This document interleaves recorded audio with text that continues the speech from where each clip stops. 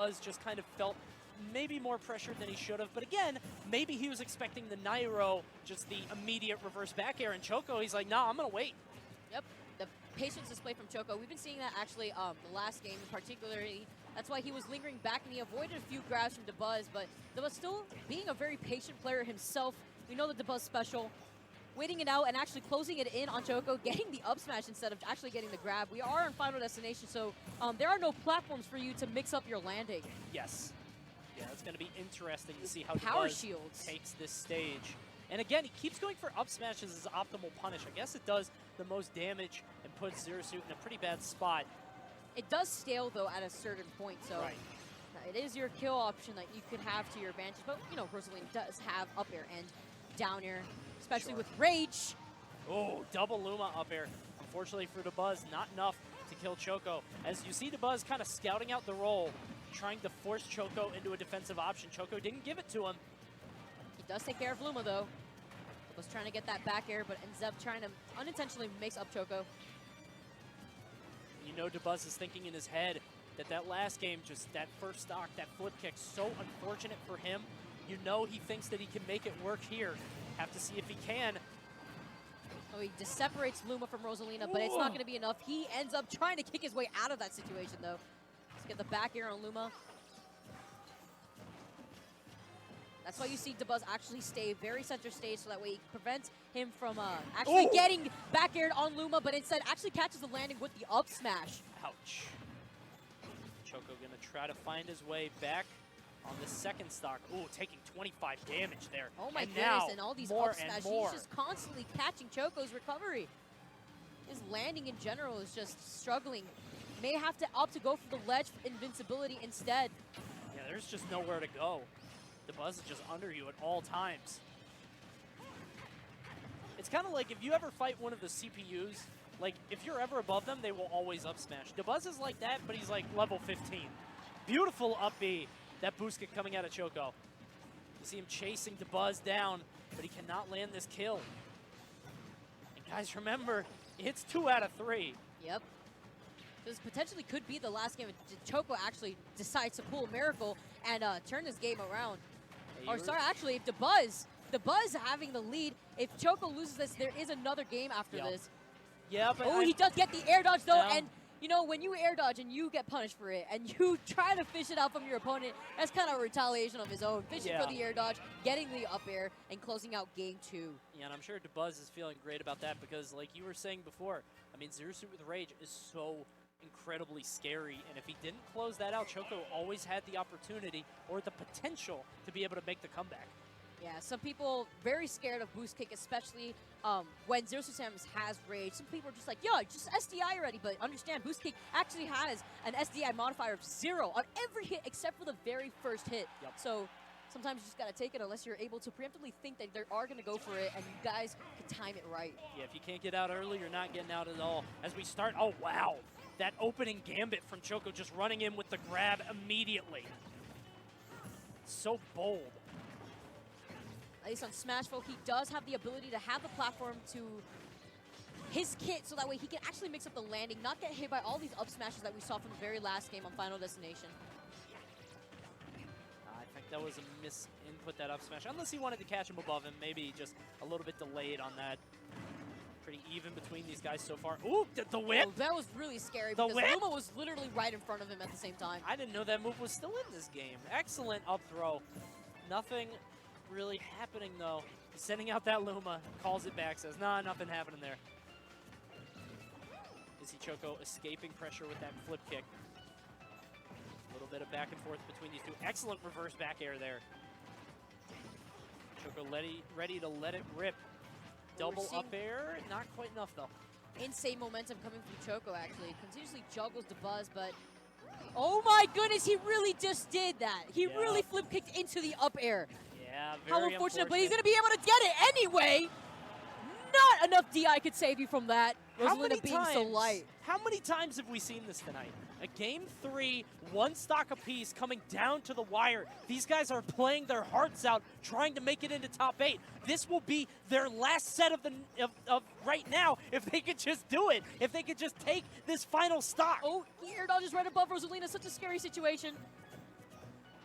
He's forced to hold shield in that instance. He can't really jump above him because then that's another up air that's coming for him. More damage put on Choko.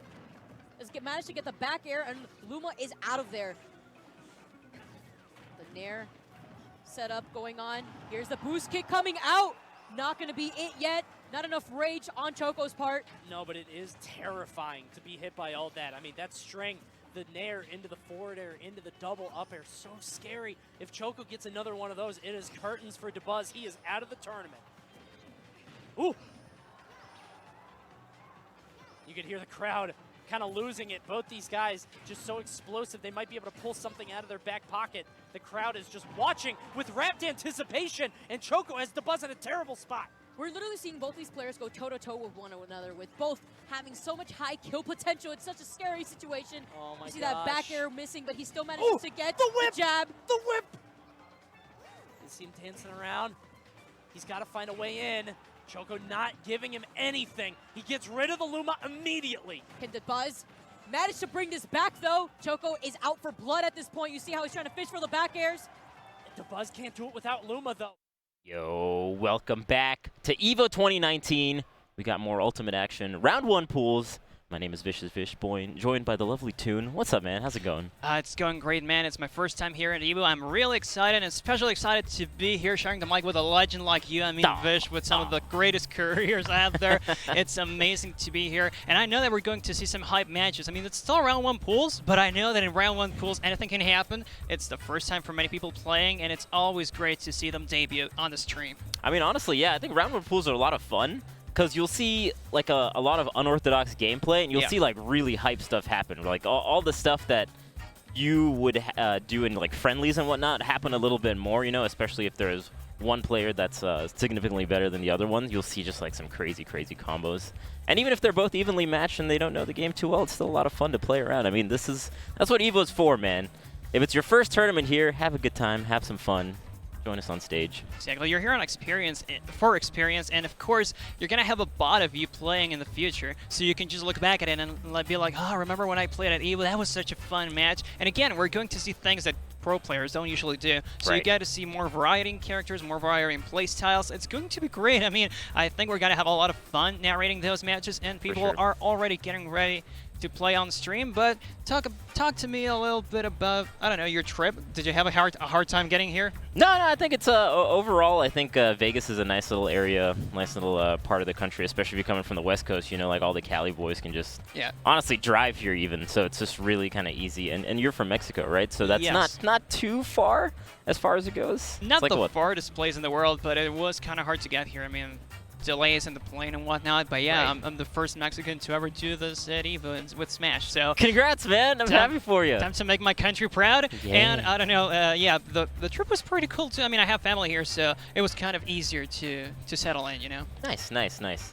Yeah, I mean, earlier on stage we got to see Fatality, which was a lot of fun. I mean, Falcon always gets me hype, and he always plays for the crowd, right? Like the crowd was definitely enjoying him going for like those Falcon punch reads on recovery, or less like the down B, or just going to the other side of the stage and taunting him, you know, like those are the kinds of plays. Those are the kind of plays you're going to see in round 1 pools, which is kind of fun. Yeah, like the stakes aren't this high, so I think you can land yourself to do that kind of stuff. And we also had Master Mario is the last set we saw, which is playing against a pit player called, I believe, BNB. So yeah, that was pretty fun too. Like Master Mario even taunted at one point. Like those things are pretty hype, especially because round 1 pools, again, the stakes are this high. People can just have fun, and it's pretty cool, you know.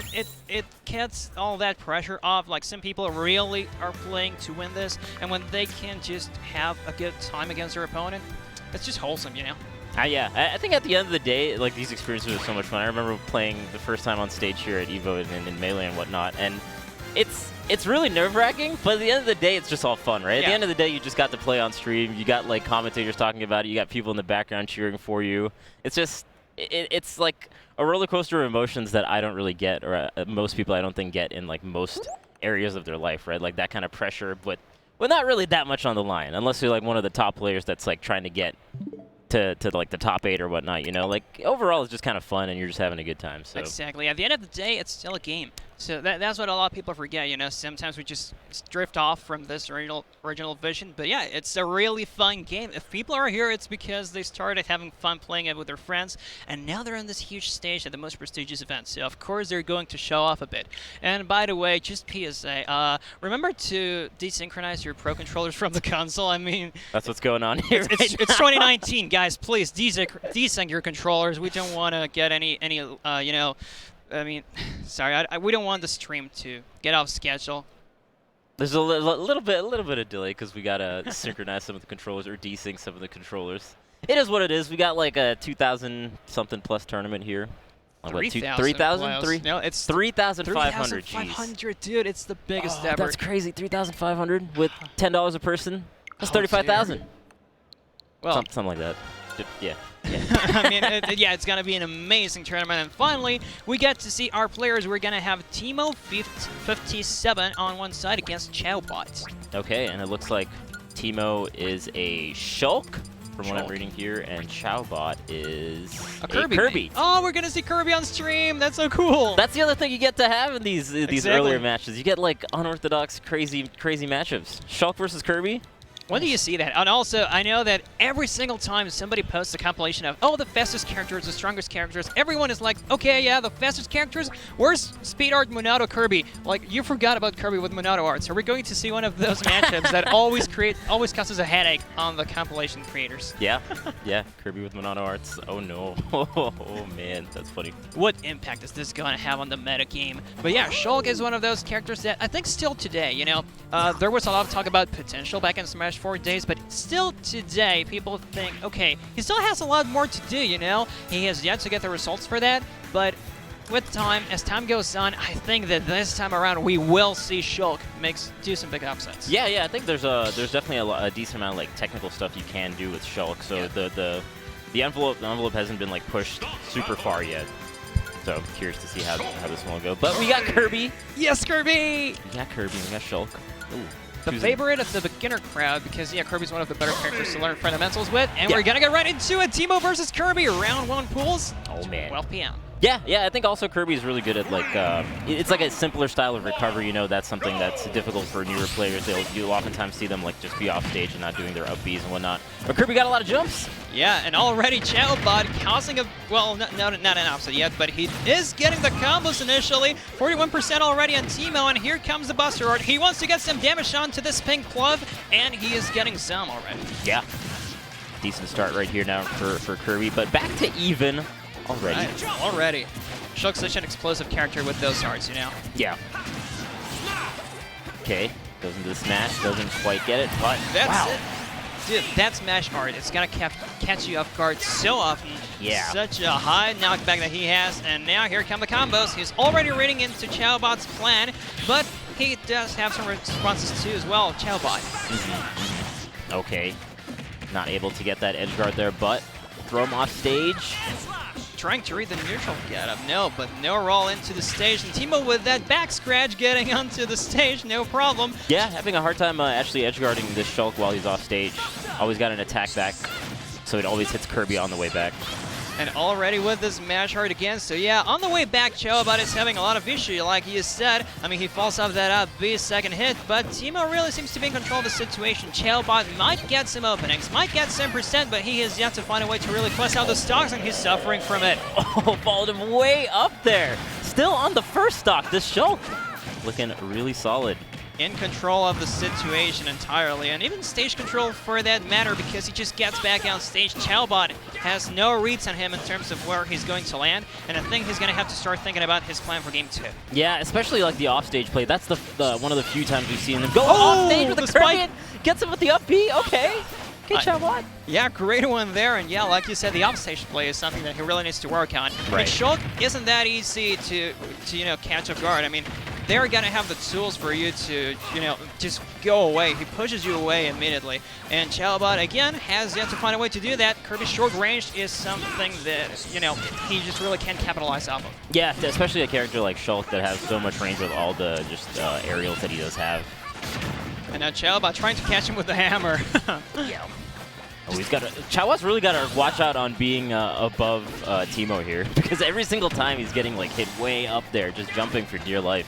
Exactly, like he has no options to run away, really. Kirby is kind of slow on the edge as well, so he needs to find a way to trade, but he's not getting that many either. Oh, misses the up smash with the shield. Our Teemo reading him well, and that's it for game 1. Wow, he's starting to pull it back a little bit, though, towards the end of that last game. He really ran away with that first stock the Shulk did, but I felt like Kirby was trying to slow it down a little bit. Went off stage that one time. See how they're going to do in game 2. But yeah, in terms of movement, like Chowbot is kind of, telegraphing too much. I mean, Teemo knows what hitboxes to pull out so that Chowbot won't get close to him. Shulk doesn't have the best frame data either, so it does take a bit of reading into your opponent's movement, and so far Chowbot has yet to find a way to play around that Monado. Yeah. But we're going to get right into game 2. Maybe he has a game plan up his sleeve. I know that Kirby does have a good combo game. I mean, if there is one strength that Kirby has, it's his combo game, and we're going to see a triplat now. Okay, yeah. That might help just a little bit, but man, just the range of Shulk can just go through those platforms, just covers so much of the stage, and that seems to be a big difficulty for Chowbot. Yeah, it is, because Chowbot really he doesn't have that many hitboxes to really cover his landing or anything, and Teemo already pulling out the smash art. Okay, now back to neutral, but once again, Chowbot needs to find a way to capitalize off his combo game. Okay, I don't think that the neutral B is a good option out there, and he loses his first stock for it, getting punished. Maybe it was a miss input? Yeah, perhaps maybe want to do the up B a little bit quicker, especially because he saw that the spike was coming out. And that spike from Teemo is going to be really good as well. I think that anytime it's come to vertical attacks, Teemo has the strengths. Chowbot is more of a horizontal player, but whenever he is on top of Teemo or right underneath Teemo, he gets punished hard. That was rough. That really hurts. Even like, I totally agree with you. While the vertical game is definitely in Teemo's favor, even when Chowbot is trying to space some of these back airs, just the range of the sword is just so hard to contend with. Yeah, I think that's what it comes down to it.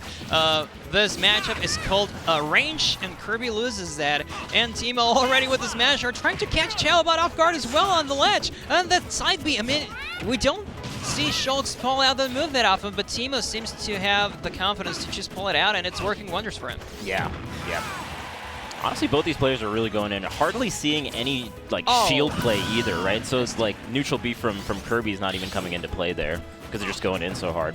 No, so yeah, no problem for those compilation makers. Like I said, no Monado Arts Kirby today. And once again with the smash art, that's going to do it. Teemo with the double 2 stock. Yeah, that was harder. That was a harder victory than the first game. I know. I mean, yeah, once you start reading your opponent's approaches, I think you can expect to see that. But yeah, Chowbot really had no response to that game plan. Yeah, I think maybe... I don't know what kind of stage would have been a little bit better. It just felt like Shulk could just cover so much of that stage with the aerials that he has. So Kirby seems to have a little bit of a hard time there in that one. Yeah, I don't know where I would have taken him either. If he wanted to capitalize off the platforms, maybe Town and City would have been a good option. But yeah, Shulk's sword, I mean, Kirby has nothing to do against that. And he really suffered for it. And oh, thank you. Chowbot desyncs his controller before he gets off. Learn something from that, guys. You need to desync your controller. Who is the true victor of that set? Chowbot, because he desynced his controller. Yeah, good.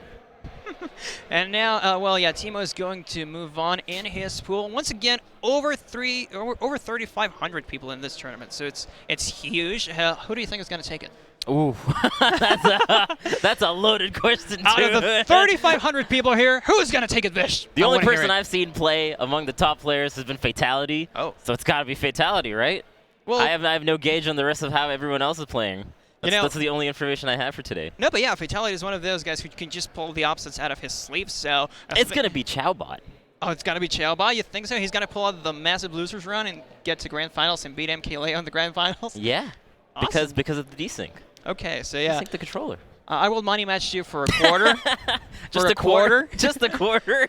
In favor of MKLeo. Or, well, yeah, you know what? No, just a quarter? I'm going to root for Chowbot too, at least to get out of pools, because he deserves it. He unsynced his controller, and he is a true winner of EVO. Oh, man. Who else has been on stage so far today? Gluttony. So we had Gluttony. We had Dark Wizzy. We had Hugs. Okay. Hugs went B-Gunner? Yeah, Hugs plays Me Gunner from day one. He has been playing Me Gunner. He's been messing around a little bit with Wolf and whatnot, but happy to see him choosing me gunner based on what this laptop is telling us. But the next 2 players are making their way on stage. Spooked, ya god. Okay, interesting tags for these players. Spooked you good. Spooked you good. Spooked you good. Spooked you Sorry. Spooked you good. Misread Yeah, that's that. the other thing. I think also you just see like a whole bunch of different kind of tags too that I you know. just normally wouldn't see. We had Halo Master not so long ago, I believe. Yeah, Halo Master Pro. Halo Master Pro. Don't forget the Pro. Pro, like he was a pro. He played Snake, so it makes sense that he would like to use a character with guns. And we're gonna see Spooked you good against a pink Diaz Light. Just a DS Lite. When the camera actually pans onto the 2 players, it's just a pink DS Lite. Yeah, we're gonna see the actual console play against Spooked you good, and it's going to be one of the better sets of the tournament. I swear to you, we're gonna see a Joker versus a Samus. Ooh. Again, don't really see too many Samuses, so happy to see it. Of course, we see a decent amount of Jokers nowadays, though. Yeah, we do. Joker, one of the better characters in the game, sorry. But yeah, Samus, whenever Samus comes out, I mean, because it's so uncommon to see Samus, people don't have that much of a practice against her. Right. And you can get some really big upsets, like Smash Vector 8 happened last week, and Cloudy, one of the best players in Mexico, got upset by a Dark Samus player. Ooh. So yeah, you can see that happen any day. Nice. Were you at Smash Factor? I was. Nice. And it was a pretty great tournament. MKLea lost, so yeah. Yeah. The nation Mars. wasn't defended. That was a good set. That was a good couple of sets there. Yeah, that was a good top 8 too. Yeah, PSA guys, don't SD with Joker. Like you can get back from anywhere you want on stage. Don't SD. Yeah. Don't be like MKLea. But we are gonna go into game 1, Joker versus Samus, a pink DS Lite versus Spooked ya good. You know what? I'm rooting for Diaz Light. Like, I would like to see the upset, proving that you don't need limbs to play well. Like, a pink Diaz Light only has his buttons and his D-pad, and that's going to be an amazing play to see in tournament. Pink DS Lite using a GameCube controller? Wow. Oh, wow. Wow. I mean, think about that, guys. You have to train really hard to use that. Shoutouts to pink Diaz Light. The EVO rules set is picked, and we're gonna get to a battlefield for Game 1, Joker versus Samus. Once again, because the matchup is so uncommon, we are going to see some pretty unorthodox movesets, I think. Oh, the selfie? Yeah, the selfie! Hey, that's what I like to see, man. Yeah. First time on stage at EVO. You gotta have fun, man. Yeah, gotta have fun. Oh, wait. Chowbot is...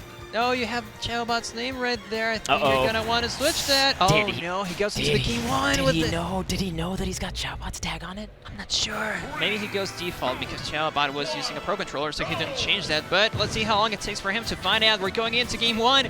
Pink Diaz Light already at a disadvantage. No, Pink Diaz Light, you have to do this.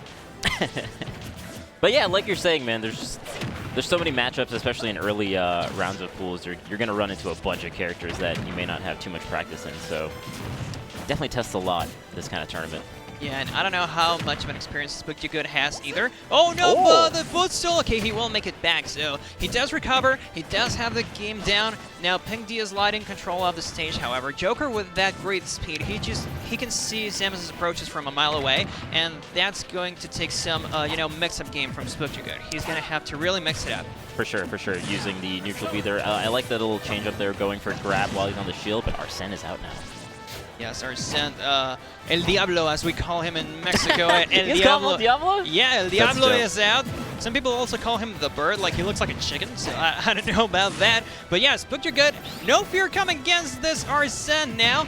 Tosses out the neutral B, no counters there. But yeah, Pink Diaz Light, he is now going to have to watch out for that projectile game, but he takes away the first stock. Yeah, especially with the Arsene though, that's a nice little stock to take. But it felt like Joker was just kind of in the corner, allowing Samus to just charge that charge shot for so long. Multiple times even. Yeah, I think Pink Diaz Light was trying to read when he was going to toss it out, but it didn't work out for him in the end. And now Spooked you good loses his first stock as well. But hey, you know what? You can say that these guys are playing a pretty good game. You know, Spooked you good tries to get some reads on to Pink Diaz Light, and it doesn't always work out for him. Right. But so far, neither one of them is really at the advantage.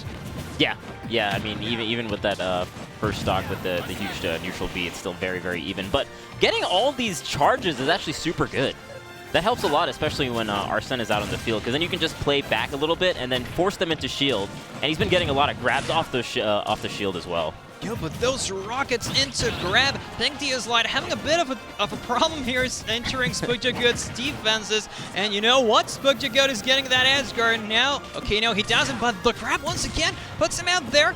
Tells us out the charge shot, nice shot, but hey, we don't talk about those. Pink Diaz Light now with the opportunity here, but the up B is so strong from Samus. It comes out so quick too. Yeah, a little bit difficult to edge guard unless you can really see it coming. And a huge down air. Showing up. Oh my god, he is definitely spooking him good. Yeah, he is. Spooked will spook you pretty good like he is Pink Diaz Light right now. I mean, look at those grabs. He just reads where he's going to land. Yeah, I'm telling you, man, he's getting so many opportunities to charge, and then the charge shot is just really scaring him, honestly, putting him in his shield so much, and he's getting a lot of grabs off it, throwing him off stage. Oh, but the spike too, and that was the very first counter Pink Diaz Light got in the whole game. Like, he has been fishing out for that, and he countered a smash attack, not the projectiles. So now Spooked will have to work extra hard to know where he's going to put his projectiles. Pink Diaz Light has that counter on deck. Right. He knows how to use it. Oh, barely misses the spike. Yeah, that was a good little up B there to avoid the spike. Man, very, very close game. Very, very close game. Yes, it is. The exchanges, the traits are working wonders for both players right now. Are we going to see another charge? No, the grab, but Spooked has the opportunity here, but the grappling hook coming in clutch for Pink Diaz Light. And he's doing a good job just staying kind of in near center stage, just allowing him to recover back because, you know, he gets his charge shot, he gets to apply pressure that way, and that's working out pretty well for him so far. Okay, the quick up B again.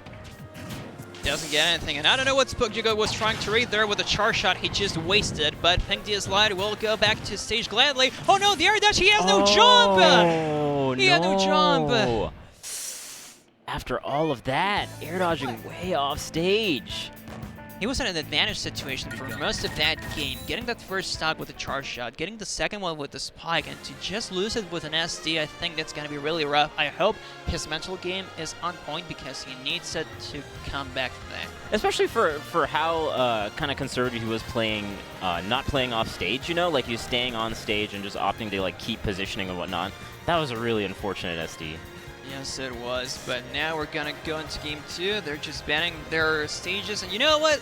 Mr. Hat Dude, I don't know which one that is, but he's having so much fun. Like, he just loves to be on stage. He's the one who started the selfie too, and this is what I like to see, you know, the people coming to EVO to have fun, really, they still bring out the competitive aspect, but it's just wholesome, you know, and we're going back to Battlefield, by the way. Nice, nice. No counterpicks here. We're going back with the same characters, same situation as game 1. Who's going to take this one? I mean, honestly, yeah. I mean, it seemed completely fine. Outside of that huge SD, it was a very, very competitive first game. So a repeat of it makes sense. Yes, it does. And Spooked already hitting Pink Diaz Light with that missile. But Pink Diaz Light also knows when Spooked is about to test those out, so he punishes with the grab. Samus, not the best frame data on the projectiles, that's why she has to play at a distance, and when Pink Diaz Light closes that out, that's when Spooked starts to suffer. Yeah, for sure. As long as the Joker doesn't throw out too many shields, I think that the grapples especially can be punished very, very hard. Like, he's staying a good distance away from them, so a decent amount of them are not connecting, and then just punishing pretty hard. And Pink Diaz Light barely misses the punish on that landing. Spooked with the missiles, trying to catch the roll, but he doesn't get it either. And now Spooked is the one that's getting really spooked. Pink Diaz Light with tossing out those forward smashes. Such a good tool from Joker to cover those landings, and so far it's working wonders for him. Already 92% on Spooked, and he has yet to find any answers. He can't breathe. Yeah, I will say that the Samus is actually air dodging a decent amount to get out of a lot of these Joker combos, so if a Pink Diaz Light can catch on to that, he can really catch those landings and make it hurt for him. No counters either because Spooked barely can charge his shots this time around, and he loses his first stock like that. And yeah, that's the thing. Pink Diaz Light doesn't have to counter because he can just avoid those missiles, and Spooked is not abusing his projectiles at all. Yeah, not the way that we're seeing from that first game. Now he's just waiting a little bit. Okay, gets a nice little charge shot there. Ability to charge the other one as well. Trying to read a huge jump off ledge. That is a hard read from Spooked. And it almost worked out for him too. Like, he knows, he caught on to the habits of pink diaz light, and he knows how to avoid that situation, tossing out the anti-airs. I mean, Samus's charge shot, one of the better projectiles out there, but he does come back to the stage, and he is slowly working it out, you know, but pink diaz light doesn't take cover he would like to approach. He knows that, that Spooked has no real options to get him off quick. Yeah, he is doing that early up B quite a bit. So I wonder if pink diaz light is going to catch on to that as well. There's a few things that you can really punish hard from Samus if you just wait just a little bit for their defensive option to come out. And I don't think Spooked really capitalizes off of that option either. Like the up B out of shield or anything, he just waits for pink diaz light to approach into grapple distance. He tosses out the grab, he misses it, and pink diaz light is right there to punish it. Spooked has yet to find a way to take that first stock, and the attacks, dude. Oh man, 193%, letting this Arsene live for so long. Yes. The Arsene and the Joker too, like half a character only, and okay, with the up B. Trying to trade something there, doesn't work in pink diaz light's favor, but he is right on to taking Spooked second stock, and he does. Oh man, that was a brilliant roll from pink diaz light there. After the missile hit the shield, he rolled through, avoiding the charge shot completely. Yeah, those charge shots, he has yet to get any good ones. I mean, Spooked did connect one, but it only builds up 10%. You know, right now, I don't think it's the best option to use. You really have to look for it once he builds up percent, and he is getting some reads on to pink diaz light, however, punishing some approaches, punishing some shields. This is what he needs to do, but pink diaz light now has Arsene on deck, and you know what? This is going to be extra hard. Yeah. He's just always just a little bit outside of range for those grapples. Like, I think the idea is very solid most of the time, but he's just a little bit too far away. When he does get it, though, it looks amazing. Oh, and finally reflecting one of those missiles. And yeah, like you said, just out of range, like on paper, is an amazing tool, but he's just not executing it right. Oh, but a forward smash. Okay, good way to punish that. With another edge guard, well, we see it. Okay, the parry to the charge shot. That was so risky. But he gets it. Flex on him. Oh, snaps. Yeah, this is what I like to see. People showing off their skill level, and those parries, not an easy projectile to parry, to be honest. I mean, the risk reward is crazy, right? Because he's so far away that the parry's not going to really net him anything. Just showing off entirely. Just showing off, like saying, Spooked, you good? You got spooked, didn't you? Yeah. Okay. Putting him off stage, gets another charge shot. Oh, barely missed again, and pink diaz light building up 7% of his sound. Oh, no tech onto the station. You know what? Spooked might take this one back. Yeah, we'll see. He's going to play a little bit more defensive game. Oh, charge shot to the face. That's a good way to start. Why didn't you parry this pink diaz light? Spooked is stalling him right now, and he does get the Arsene charged up. Oh, going for the forward smash already, dude! Oh, but the great DI! He's been getting that jump charge shot read, and he finally gets it. Oh, you're trying to connect those two now. Wait a minute. Oh, the forward smash will do it. Dang. He was getting that comeback, man. Yeah. He barely did it. That was so close. What a hard read right at the end. Oh, but still not able to get it. And pink diaz light just celebrating. Do they not know it's a best of 3? That was it, right? Yeah, that's it. Right. That was it. Okay, yeah, all right. Yeah, just waiting on instructions. Yeah, they're leaving now. Okay, us too. But he was making the comeback, you know. Spooked barely making. I mean, great DI from pink diaz light as well. But of course. He was so close, just an inch away from that blast zone. Great reads at the end of the game. Yeah. He was doing that quite a bit, especially when he was on the ledge. When Joker was on the ledge, he was doing the jump into a charge shot quite a bit, and it finally worked right at the end. Almost got the KO. Almost went to game 3, but not today.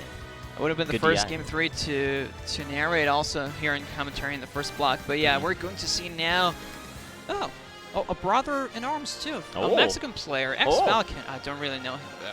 So I don't know what region he plays in, but Falcon is coming onto the stream playing Snake Mexico, and he's facing against JP, an Ice Climbers player, another matchup that we barely get to see. Yeah, this is the first non-USA player that we are getting to commentate here. Yeah, the second one on stream besides Glitany too. Right. So yeah, getting that international representation on commentary and on play. Hey, let's go, dude. Thank you. Let's go. But yeah, now getting those controllers set up. What do you think we're going to see? I mean, Snake against Ice Climbers. I think on paper, this sounds like a really polarizing matchup. Like, Ices can get a grab and pull out an amazing combo, but Snake has a stage control, so how do they approach? Yeah, especially with like the projectiles that Snake can throw while you have two climbers there that could really mix them up and throw them off. You can set up a lot of things with Snake that I think Ice Climbers might have a difficult time approaching with. But like you're saying, man, the combo game from Ice Climbers, especially some of the Twitter clips I'm seeing as of late from the Ice Climbers, is downright scary. It's honestly downright scary, especially when we see like saw ESAM landing a few of those combos as well, and it's just like, oh my God, when an Icy gets this right. From our region, actually, from Pacific Northwest, Big D is a really strong Ices, and you see him just going to town with some of these combos, man. Some of these offstage plays with the spikes and whatnot, super good. So. I was about to bring him up. I mean, Big D, one of the better players, one of the players that's pushing the Ice Climbers meta as well, up there in the region, Pacific Northwest. It would be. Is he here? I actually don't know. I haven't seen him, but it is pretty early. I can't say, to be honest. I actually cannot say. Big D, hit us up with the DM. Are you here? But yeah, we're going to see this next one, Falcon from Mexico against JP. And also, we can now tell for sure that the player whose name is on the left is the one sitting on the left, so no more confusion as to who's who. We're gonna get right into this match. Oh, finally changing the tag and controllers. Oh no, Chabot. No more Chabot on stream. No, Chabot was here for 2 sets consecutively. That's what you don't know. Pokemon Stadium too, as usual. Let's get into it. Okay, nice. Now, JP already just trying to read Falcon's gameplay, you know? He's not approaching too much. He would rather see what Falcon is throwing out to see when he can get in there, you know? Everybody, as much as they spam, everybody has a rhythm, a pattern. For sure. When you catch on to that, that's when you approach. Yeah, that's where I think the projectiles really help. I think a projectile like Icy's Icicles are very solid, especially the way that JP's been using it. Taking 0%, man. That is no easy feat against a Snake.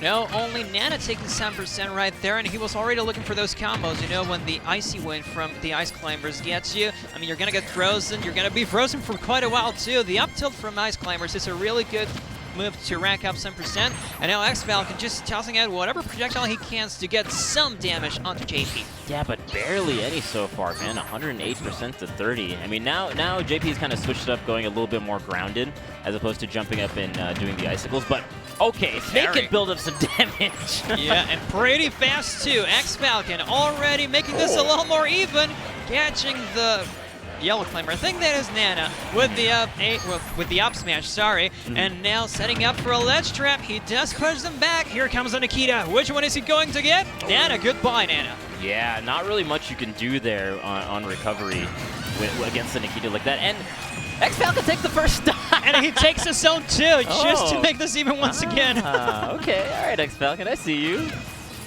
But you know what? Even with that stock being gone for both of them, I think the momentum is on Falcon's side, and we're just seeing the reset from the first stock as well. I mean, nobody really approaching until now, and look at that. Even with the approaches, even percents almost. Yeah, I mean, just the projectile game from Snake is so difficult, right? Because it forces the Icies to either stay far away or to be in shield. And as soon as the Icies are in shield, the Snake is just on top of him with just multi-hit aerials like that.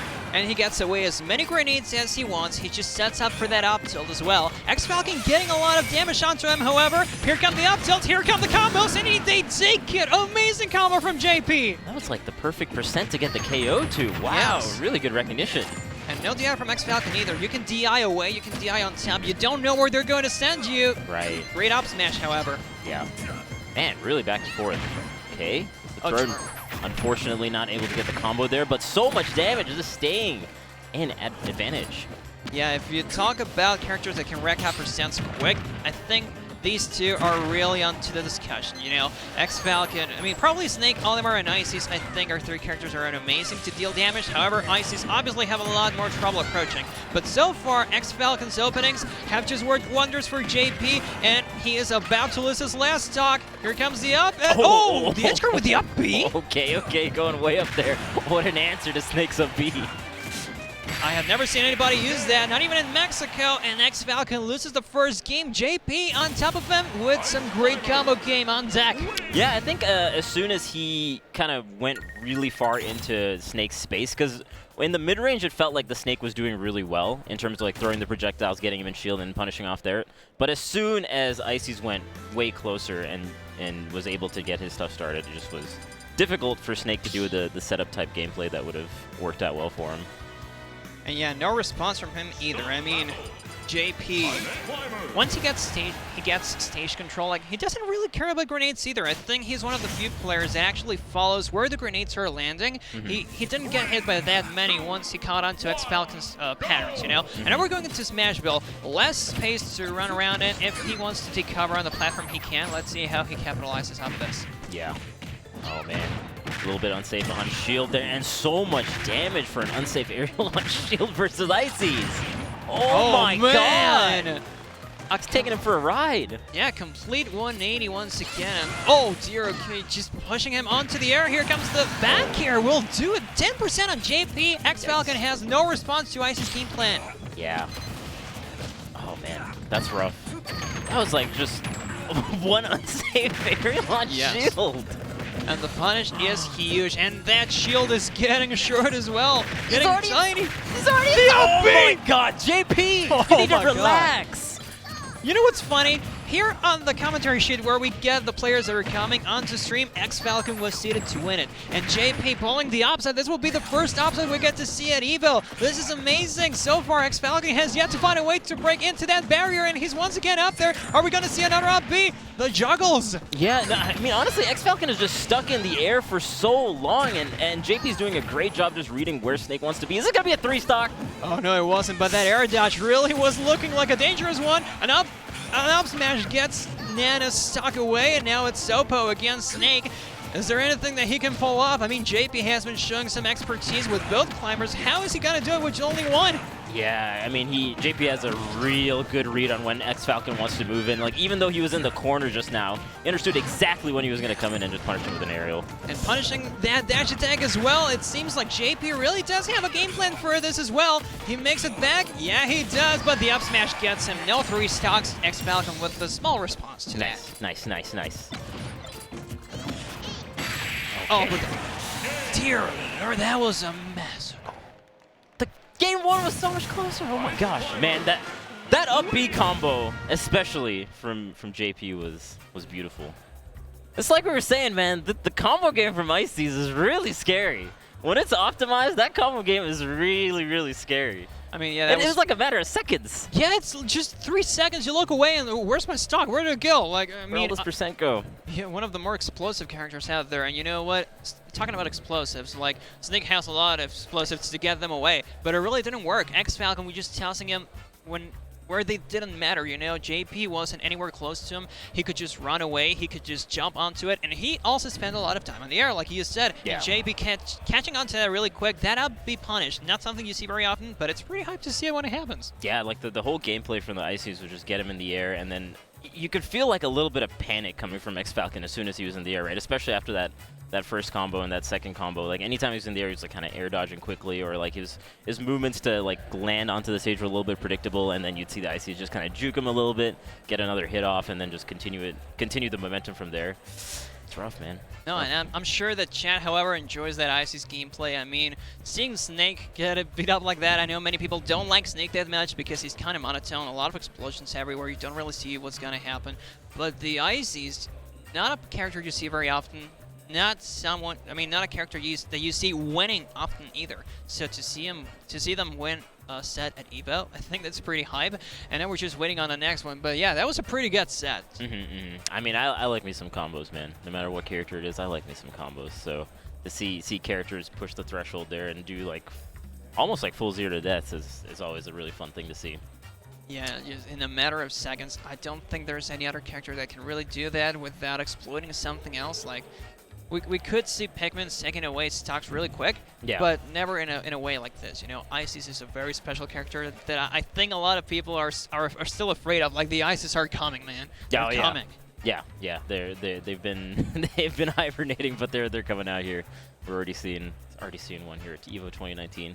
Man, I think if he had a little bit more space, the times that Falcon was doing okay were the edge guarding on the left side of that first game, where he had time to like set up Nikitas and whatnot. And even the second game when he did get the edge guard, you know, when he's setting up his up smash and using the Nikita, it worked out well for him. But it takes a little bit of time, man. And with Ices, the way that JP was playing, he's just not giving you any time, man. He was just rushing right in there. And when you got a grab, it was a lot of percent. When you got like a juicy aerial, it was a good amount of percent. So yeah, that's going to be a tough one to go back and watch and see how you can improve. Yeah, and at the end of the day, there are 2 characters as well. So you edge guard one, you still have the other one to worry about, and JP did really well to never really consider it a disadvantaged situation when he lost the control of one of the climbers, you know? He just knows where they both are. He knows that he can get them back into position, and that's really important. Think of ice climbers as 2 characters, not just one. They're playing like 2 separate hitboxes. Yeah, it's like sometimes it's like fighting like a team, right? So like being able to distinguish how you can hit one even if one of them is shielding or whatnot. I think that helps out a lot. So we're going to go into our next set, though. We got Tyranno, who is a Bowser. Bowser main. Bowser mains rise up. I like that. Not so long ago, I was talking to you about who you play in Ultimate, and Mr. Fish here has a Bowser, and that's pretty scary. I got a Bowser. Typically, it's like more DK and Lucina, but I've been enjoying Bowser, man. The heavies in this game are a lot of fun. Heavies in the game are too much fun. Bowser, in particular, I think is a lot of fun. So explosive. He's faster than Yoshi on the ground, so yeah, it's pretty scary to see him come to you. Such a huge monster just approaching you at the speed of sound. And he's going to face, again, actually Pac-Man. Oh, that's his tag. That's his tag. I imagine he probably plays Pac-Man. He plays Olimar. What? his tag is Pac-Man. He plays Olimar. Well, come on. I know Black Yoshi used to play Bayonetta back in the Smash 4 days, so, I mean, it really doesn't matter what tag you have. You can just say, hey, my name is Olimar, and I'm going to pull a Duck Hunt. Because why not? What a mix-up. I know, like, the mind games, the tag mind games are pretty cool. You know, not so long ago, on the last EVO, I remember this Reddit thread where they would find the funniest tags, and there was just Joe versus Peter in round 1 of pools. Joe versus Peter? Ooh. But I read that wrong, so I thought there was a player called Joe versus Peter in round 1 pools. Like, I thought that was his tag. Of course, I was really dumb thinking that, but I think it would be hilarious if somebody got that tag. So if there's a player out there who would like to be named Joe versus Peter in round 1 pools, it's a long tag. The TO is gonna hate you, but it's gonna be hilarious. Is there a character limit to tags? Oh, I'm not Can sure I about that. The Smash GG to have a character limit on their tags? No, that's a good question, you know, because there are some pretty long tags. I mean, Charlie the King is pretty good. A Pink Diaz Light we just had, that's rewards for a tag. That's a lot of characters. I'm make Gimmer's job really hard. Just put in a ton of characters there for him to type up every time that you play on screen. Well, you know what? It doesn't have to be that long to really ruin the TO's job. I mean, I know Falls Falls causes a lot of headaches to TOs because, well, his tag being Falls, whenever they have an Excel sheet and they try to make any formulas, well, they see a word, they see the Falls word, and Excel just doesn't know what to do with that. Oh, wow. Shoutouts to Falls. Ah. Just make Excel commands. Yeah, shoutouts to Falls, just causing headaches to Excel and the TO desk. Ah, tricky. But yeah, we're gonna get to see Bowser versus Olimar. That's gonna be interesting. The last set I saw recently was what Dabuz versus Leon, with him doing really well versus Olimar. Yeah. So Bowser can do it, and Dabuz is one of the best Olimars to ever do it. So yeah, and Leon walked all over him last time. I mean, he did. How is Leon doing this with Bowser, dude? I He's got know. some crazy, like really one-sided victories against some of these top players. It's Cosmos too, wild. like with those 3 stocks on Cosmos, I mean, pretty much what got him into the PGR, and it's amazing. I know he's a big inspiration to many Bowser players, so yeah, look for his sets if you want to see some game plans, because it's kind of hard to pick him at early, you know? You're like, okay, how do I get out of this? The disadvantage situation for heavies are always hard to deal with. Like DK, I would argue, has the worst disadvantage in the game. But when you know how to capitalize on your opponent's movements and Bowser's speed, I think that's when you can pull out the upsets, and we're going to see a very explosive matchup. Bowser versus Olimar, I think it was in Smashville or Town and City. Let's see where they go. Tyranno versus Pac-Man. Pac-Man the Olimar main. Pac-Man the Olimar main. Town and City it is, and already Pac-Man tossing out those Pikmins and getting those combos. A lot of percent already on Tyranno.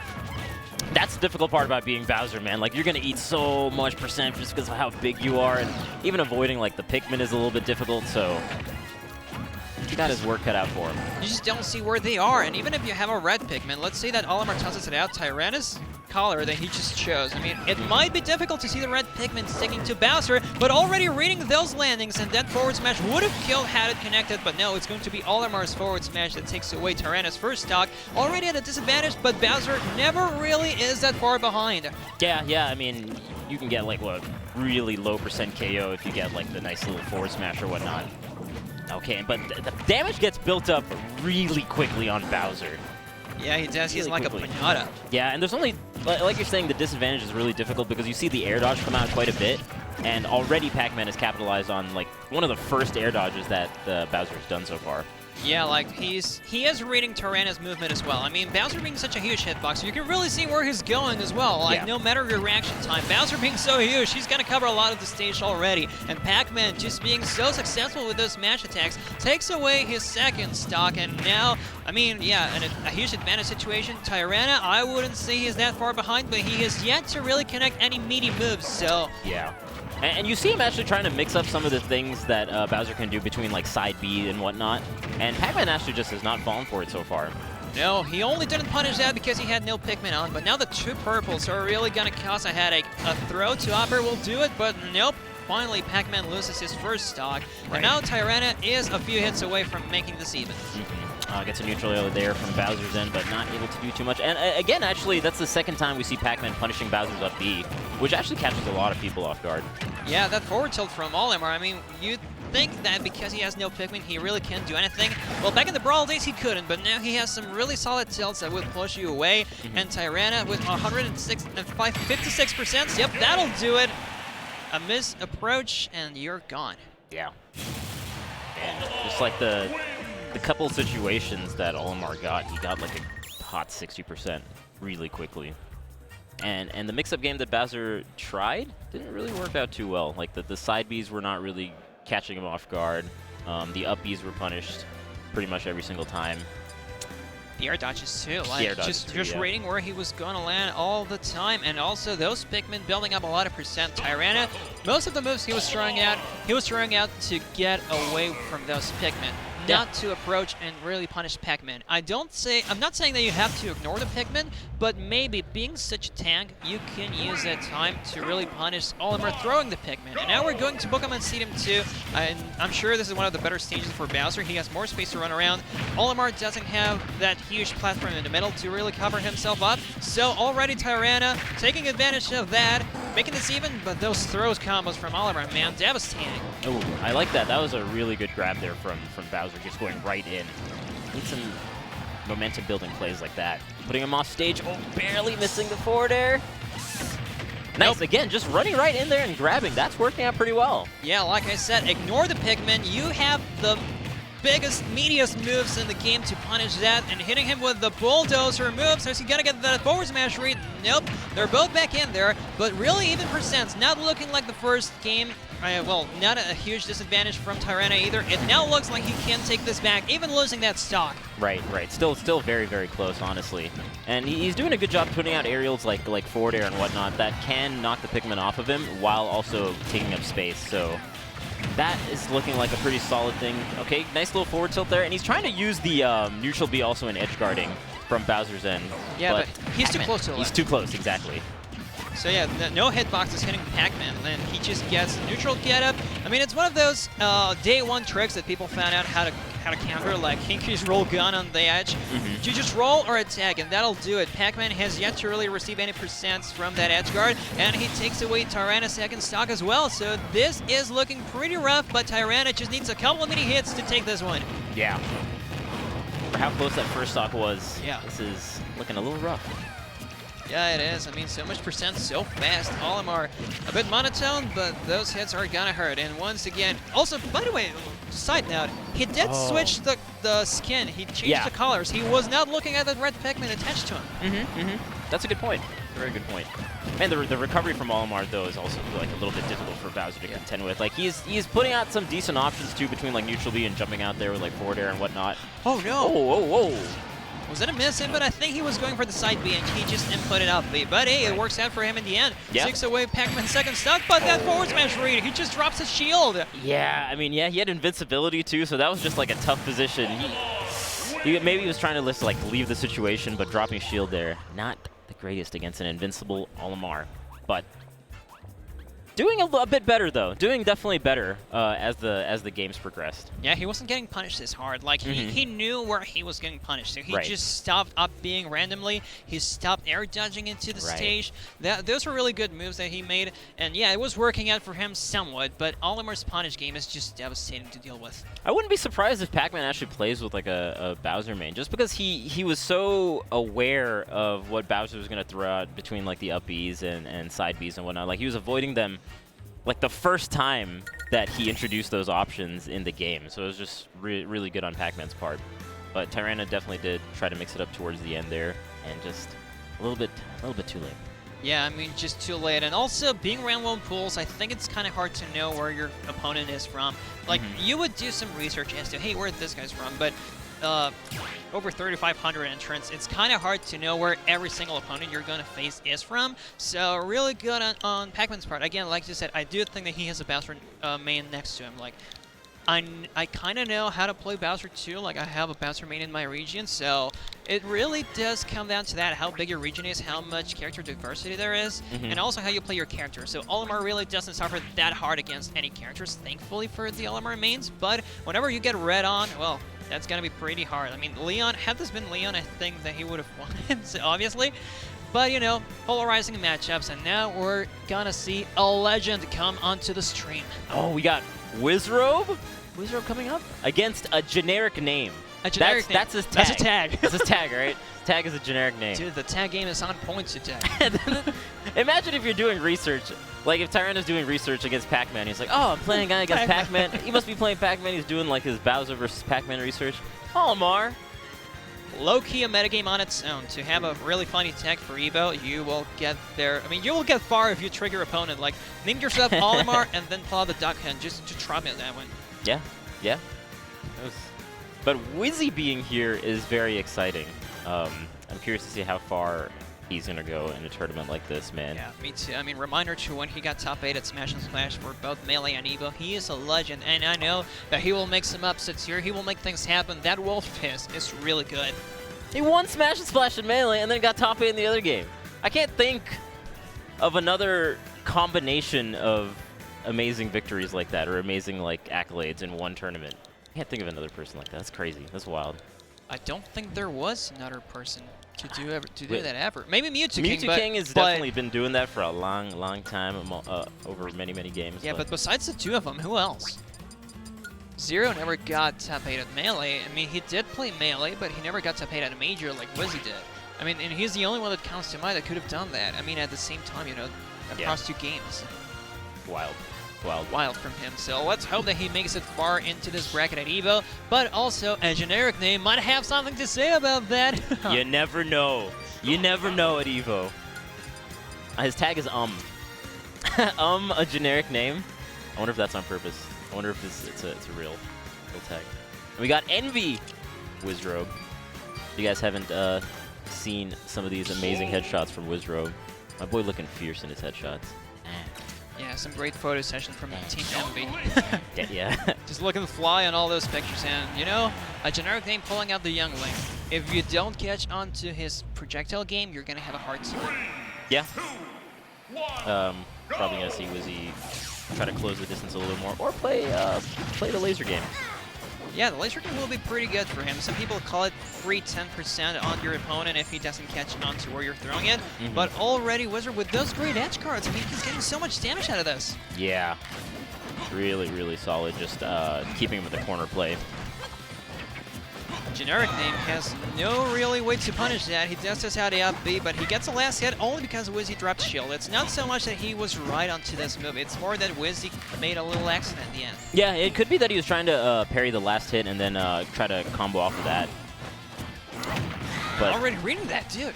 Yeah, Wizzy's really good when he has his opponent in like ledge trapping situations. Like he's very patient and methodical with the way he plays that.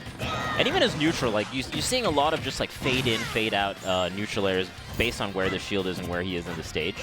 And that's a difficult thing to contend with just because of how strong Wolf's neutral air is. Exactly, but now Wizzrobe, since he is seeing that generic name is testing out a lot more projectiles than melee moves, a generic name, whenever he gets that fast option across, he will hit Wizzy, but also he gets punished for that. That up smash is devastating for Wolf, and now Wizzy at 106%. Once again, generic name with those light and fast hits, he gets a lot of damage done with a neutral air especially. Yeah, he's doing also a good job just like jumping over these lasers and getting some percent there. Just keeping his distance between boomerang and bombs. Okay. Controller again.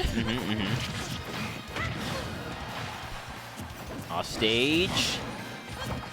No edge guard coming from him, and now Wizzy is out of stage again. Oh, going for those tilt, but I don't think that was the right choice. A down tilt would have been better.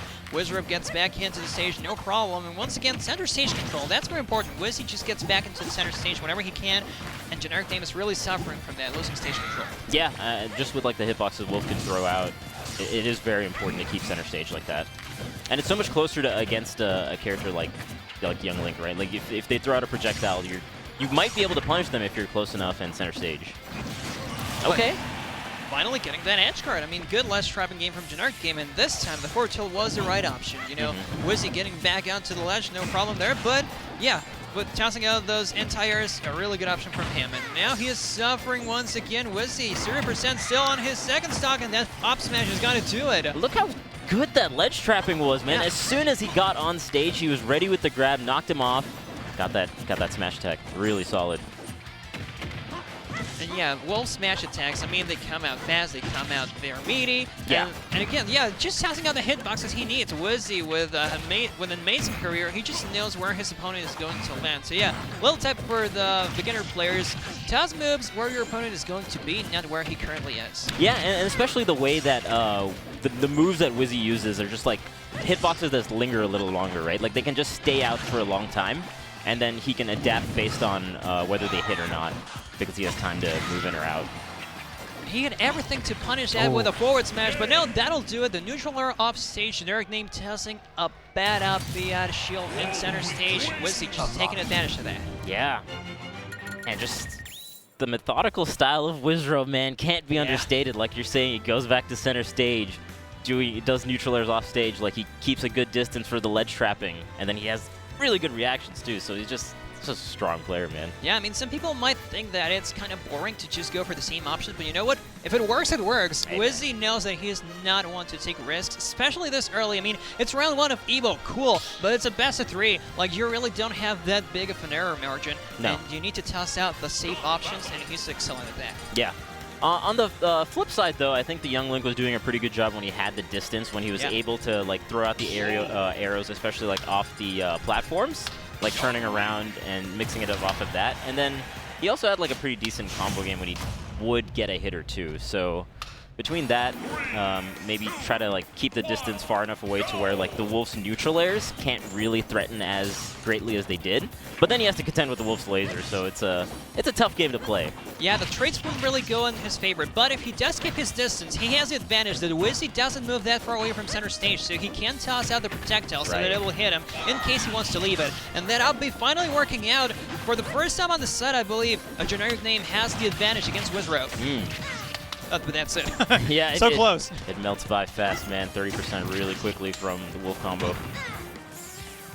So yeah, Wizzrobe tossing out the lingering hitboxes, once again catching a generic name on the get-up, but he does make it back. The up B out of shield, however, one of the better options for jungling. The Lynx really needed that kind of tool, you know, something that could punish the shields early. Like, they have a really good out of shield option now, but Wizzrobe with the edge guard, okay, barely misses a true frame.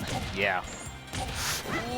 Man, the spacing from Wizzrobe almost gets that huge smash attack on the grapple miss. Yep, just those misses are going to be very hard, but the boomerang coming in clutch for generic name, saving him from a forward smash that would have taken his stock, definitely. And now putting the bomb there, he doesn't want Wizzy to get back. Oh, but he tosses the arrow to the other side. What was he reading for? Yeah, he almost had a really good setup there between the bomb almost blowing up and the boomerang. Just a little bit of a missed input, unfortunately. but doing well so far. If he gets the stock, can be pretty good for generic name. Oh, Okay. the up air, dude. Is Arrow. Wizzrobe gonna have a hard time to bring this back? I like the adaptation here from a generic name, man. Just like using the projectiles a little bit better now, and then comboing off of them as soon as he does get the hit confirms. Very solid.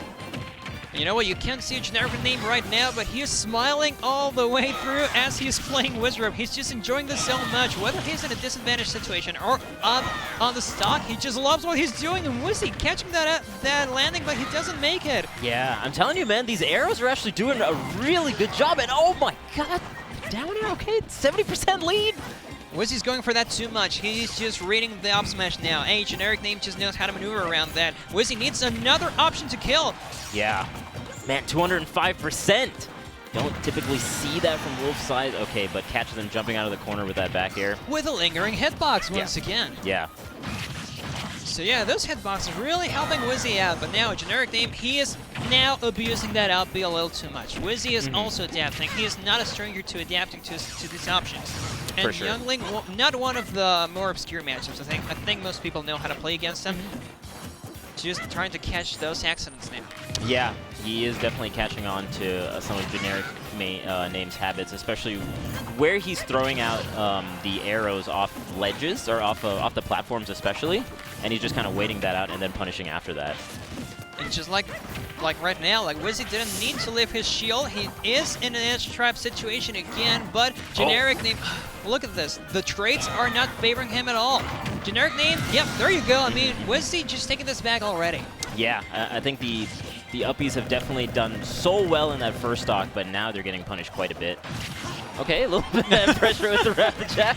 Cool, cool. But he does make it out, and Wizzy again with a pretty high percent count. Oh, last stock is generic. They gotta take this one. He can't trade with Wizzy. He has yet to find anything in his favor when he does. Oh man, a generic name trying to be a household name now. Looking really strong, getting a grab. Oh, not able to get something off of that arrow, which he's been doing a pretty good job actually, confirming off of that with the up air or whatnot, or even neutral air. Yeah, whatever happens, I think generic name can be really proud of what he's done so far. But he still has some chances to bring it back. But no, that up smash read from Wizzy. He has got to take this with another one of those. Again, man, just off the platforms with the arrows, doing a really good job. Okay, I like that he went back to keep center stage, throwing out a projectile. Okay. The tilts taking him away. Oh, but once again looking for that 2-frame, but no, he misses it. Generic name knows to jump. Oh, he could have done a forward there. He was about to take it. He tried for the gusto going for the boomerang. Oh, goes right underneath the arrow with the dash attack, and Wizzrobe will take it. Man, that was a very close game too. Yeah, it was. It was a really fun one too. Like it kind of hurts to go away with a dash attack. But you know what? Wizzy took a deep breath. He was like, oh man, he was about to take that. Yeah, and you can see the smile too from a generic name. Like he was definitely enjoying that. You can't feel bad if you push a player like Wizzrobe to the edge like that. You know what? I actually took a game off Abadango in Smash Factor 8. So yeah, I know what he feels like to be that close to take a game from a top player. It's always great to have. And now we're going to go into a bit of an ad break. Yeah. Sweet. Okay. I'm gonna. Yeah, we got some slides after that heated match between Wizzrobe and a generic name. First up, we got Kwamba. KwambaUSA.com, 15% off site-wide code EVO 2019. I hope I'm pronouncing that right. I don't know if it's Kamba. Kamba. It's actually Kamba. Kamba? Okay. Some great sticks for all of your fighting games. I actually saw a lot of players here using those sticks. I believe that there are some really great quality sticks, and you get a 15% off site-wide using the code EVO 2019, and also free continental US shipping, so you can be anywhere in the USA. You will get the free shipping for one of the greatest sticks maker in the country. Oh man, and then we got Fusion wired fight pads coming this fall. Control every fight. Fusion by Power A. These look kind of nice. These are looking. I like that amongst all the three consoles, they have actually the same controller type. That would be fun to switch amongst the consoles, because that's always like a little bit of a hindrance, you know, if you have to go between the controls. Geico Gaming. Sorry. No, go for it. No, yeah, and also Geico Gaming. Remember to you really need to do your research before you go with any insurance company. Like you have to compare prices and whatnot. So Geico, thank you for sponsoring us. Remember to really do your research before you get into anything. One of the best tools to find out the best deals. For sure, for sure. We got China Gaming Market Solutions. Oh dear. Licensing, distribution, retail, event, venue management, esports. The whole package, man. I mean, China Gaming Market, like, I mean, yeah, again, if you're just getting into this, I think it's good to have some, you know, someone to follow with making an event of your own. And you know what? These guys have some of the best help for you. And yeah, just give it a shot, man. I mean, if you really, the grassroots tournaments are what make this community soar, and these guys have everything to help you.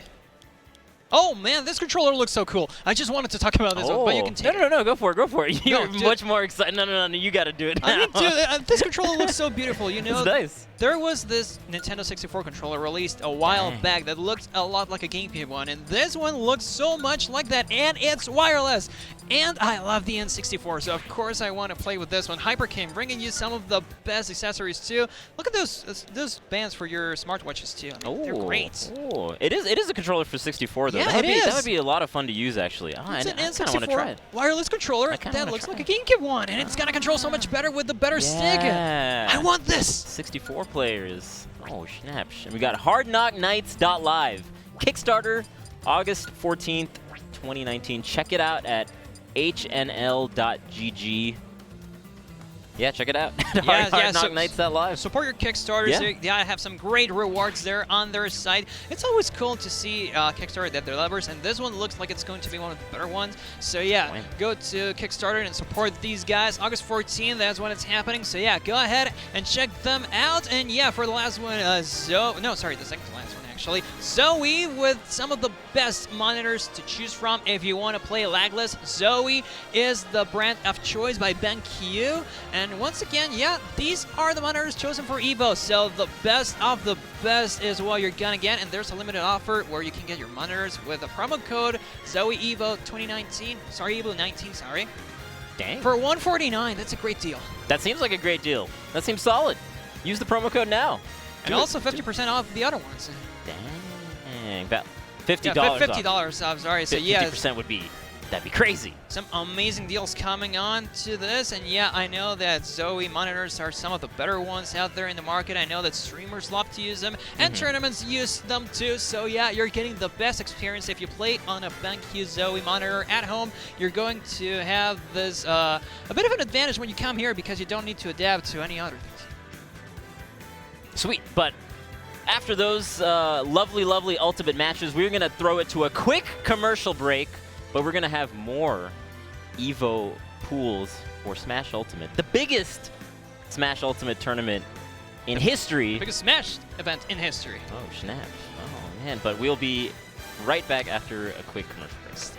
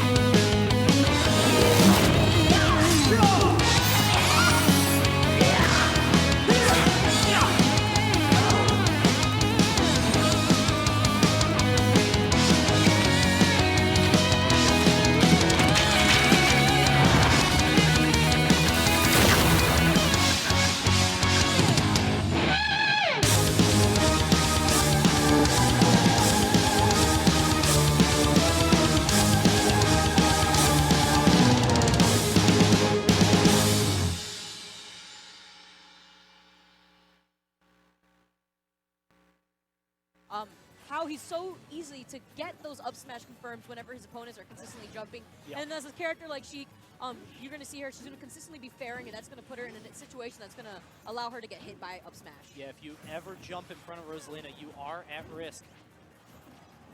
Nice grab from Fallen, can't get the follow-up, unfortunately. But Nitono back in the position that he loves to be in. I like that drift back from Fallen. He saw like he keeps getting hit by the down tilt, so he actually drifted back a little, but not so far where he couldn't get the ledge. Right. There's the up air, not going to be enough, but definitely puts Fallen in a very bad spot. Falls right into a grab, and yeah, I think we all saw the bouncing fish coming after that. Good jump out from Fallen. Dash attacks through. Fights the Luma. The Luma is gone. There is the forward tilt, but again, he can't confirm anything out of it. Rosalina just so light. Oh, but he tried to confirm the needles, the diagonal needles, into the bouncing fish, but it's not going to be enough. And Luma's also, Rosalina is also that very strange weight. She is pretty light. She does kind of pop out of a few things. Yeah.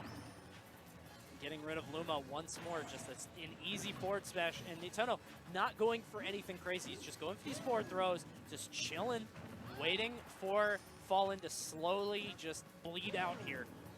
We're seeing actually a very similar game to last game, except the person who's at such a high percent now is is Fallen at this point. And that fair not being as still as we saw from the very first game. And Nitono closing out that second game. It is now 1-1. Yeah, and that was really just death from 1,000 cuts. That's kind of Sheik's play style in this game. Just hit you over and over and over and over until you bleed out. And Fallen was not able to find his way off of that ledge, and he paid for it. So we're in a Game 3 situation. Both of these guys fighting for this top 8 position. Who will it be, Fallen or Nitono? I would honestly say that Lilat really helped contribute to that second game, helping out for Nitono. You were pointing out how not the platforms, but the tilting of Lilat, granting the ability for Nitono to consistently get those down tilts on the ledge and continuously pressure Fallen off stage, where he actually took most of his damage. Yeah, it definitely seemed like a calculated pick. Very smart by Nitono as we're out to this Game 3 on Smashville. Now, I can see why Fallen would choose this, but at the same time, it's not called Sheikville for no reason. Sheiks definitely love this stage. Tries to cover the platform right there, but Nitono still straying a bit too far for Fallen to reach. Yeah, just barely. It seemed like he had an opportunity there to get a modest punish, you know, maybe like 11, 12%, but just was not close enough. Interesting dash attack into fair, but the Luma is not going to be falling just yet. See how he spaces out the fair on the shield, that way he doesn't just land on top of Fallen to get grabbed. There it is right there. Getting the follow-up into the grab, just one up air, no Luma, so it's not going to do that much damage. These guys just kind of boxing each other out. Oh, nice. Luma's not out yet. He tries to throw out a hitbox, though, to cover his own landing. Chase him up in the air, gets the back air. No damage on Fallen just yet, but again, Nitono, it's these cuts, man. He's playing like a ninja. He's just very slowly whittling away at Fallen, and Fallen doesn't seem to have an answer for this.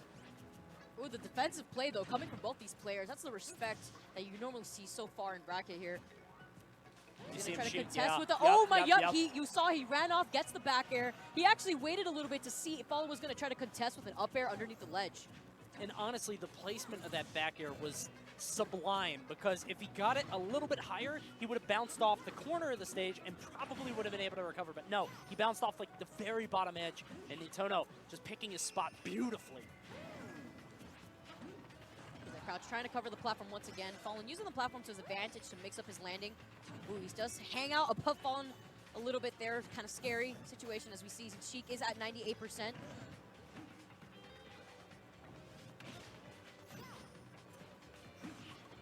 Yeah, with the same, you remember that first game, we saw Nitono having so much trouble getting the kill that first stock. And now that story seems to be the one reversed. Of Fallen. Yeah, he just can't find it. Without a Luma, it's going to be especially hard, too. You can see him trying to go for the up smash, but Nitono, he's not going in, really. He's just, like, dancing around him, using these rolls, spacing out forward air. Again, Fallen just has this grab issue. And using the dash attack to take care of Luma. Now, even though Luma's not in the picture, this double power shields, though. Still at 119%. Look at the patience coming from Nitono on the platform.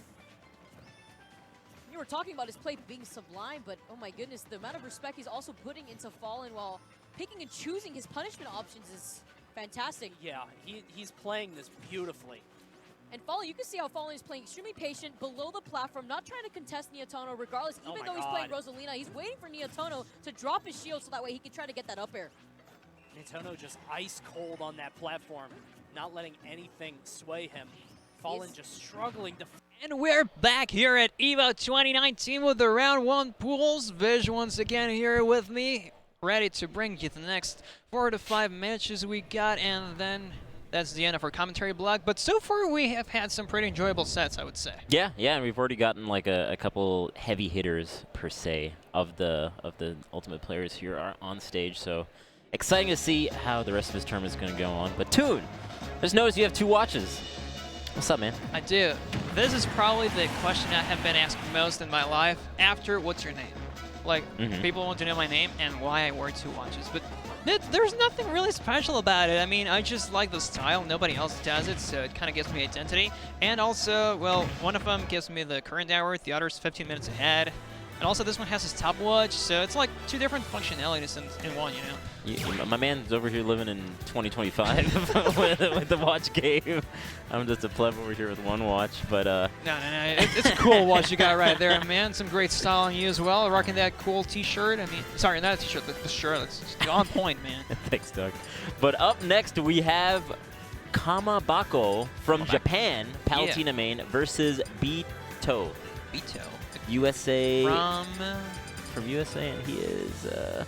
It's on the other side. We got a Bowser, another Bowser main. And this is winner semifinals of this pool. So actually, the last set we saw with Wizzrobe was also winner semifinals. That's why the youngling was doing such a good job. He has gone through a bunch of players before, and now we're gonna get right into it. Now, Bowser against Palutena. If I were to guess, I think that Palutena wins this one. Sure. Yeah, I think like Bowser just has a difficult time against characters that can like combo pretty heavy, and I think Palutena is definitely one of those, especially with the neutral air and whatnot. I think it really all comes down to how much experience Camelbuckle has against Bowser, because he does have the neutral air, and that's going to link into itself so many times, but Veto has the bulldozer moves. Yeah, I think if Palutena is able to avoid like the huge hitboxes that Bowser has specifically. Oh my God, what an edge guard. So already kind of understanding that Bowser has to do that up B right there, being diagonally below the stage like that, and just throwing out that downer super solid. Yeah, some great reaction times from Camelbuckle. He just knows the rhythm, you know? Veto had to use the up B right there, and he just capitalizes off of that. And right now, a full stock ahead with 50% to spare, and he's not letting Veto get anything onto him. Looking for that. Oh, no. Oh. The accident. Yeah, kind of a little bit fortuitous for the Bowser. He got clipped with the up B, and I guess he was trying to tech, and then instead did the air dodge and fell to his demise. But really good push and pull from the Palutena from what I'm seeing so far. Like, as soon as he realizes that he's far enough away, he does the side B, does the neutral B and whatnot with between the explosive flame. And getting a lot of damage, honestly, on Bowser. Okay! Ooh, the counter! I thought he had put up his shield, but no, great choice from Camelbuckle. And yes, unfortunate to see that happen with looking for the spike in the SD, but no, that up air is gonna do it. Veto, if I were to guess, he is probably named Alberto because it sounds like Veto, but yeah, back in there with a neutral air, just hitting Bowser like a piñata, and he's racking up that percent. Another up air to keep him up, and another one will do it. Okay, no, he does escape, but yeah, those projectiles from Palutena, Bowser has no real way to get in. He needs to read it. Yeah, I mean, honestly, it's like we're talking about, man, the combo game is just so heavy. I mean, that lasted like a hot 20 seconds between the neutral airs and then keeping him above him doing the up air. And he's not looking for this spike anymore. He knows that he might just go too deep. Right. When you have the advantage like this, just why not just play it a little bit more safe, stay on stage, and get just keep your advantage. Yeah, he does. I mean, Veto is not looking to catch that landing either. Like, he knows that Camelbuckle has the tools to just throw out a hitbox and get him away, and that explosive flame will do it. I mean, Veto really needs to find a way to outrun Palutena, outrun those projectiles. He was doing great with the flamethrower at the beginning, but he didn't find anything else to do. Yeah. That's a little bit difficult, man. I think the edge guarding was super solid from Palutena. When he went low, he got the downer on the first stock, and then towards the end, when he started adapting and going a bit higher, he had the side B just ready for him to get that last stock.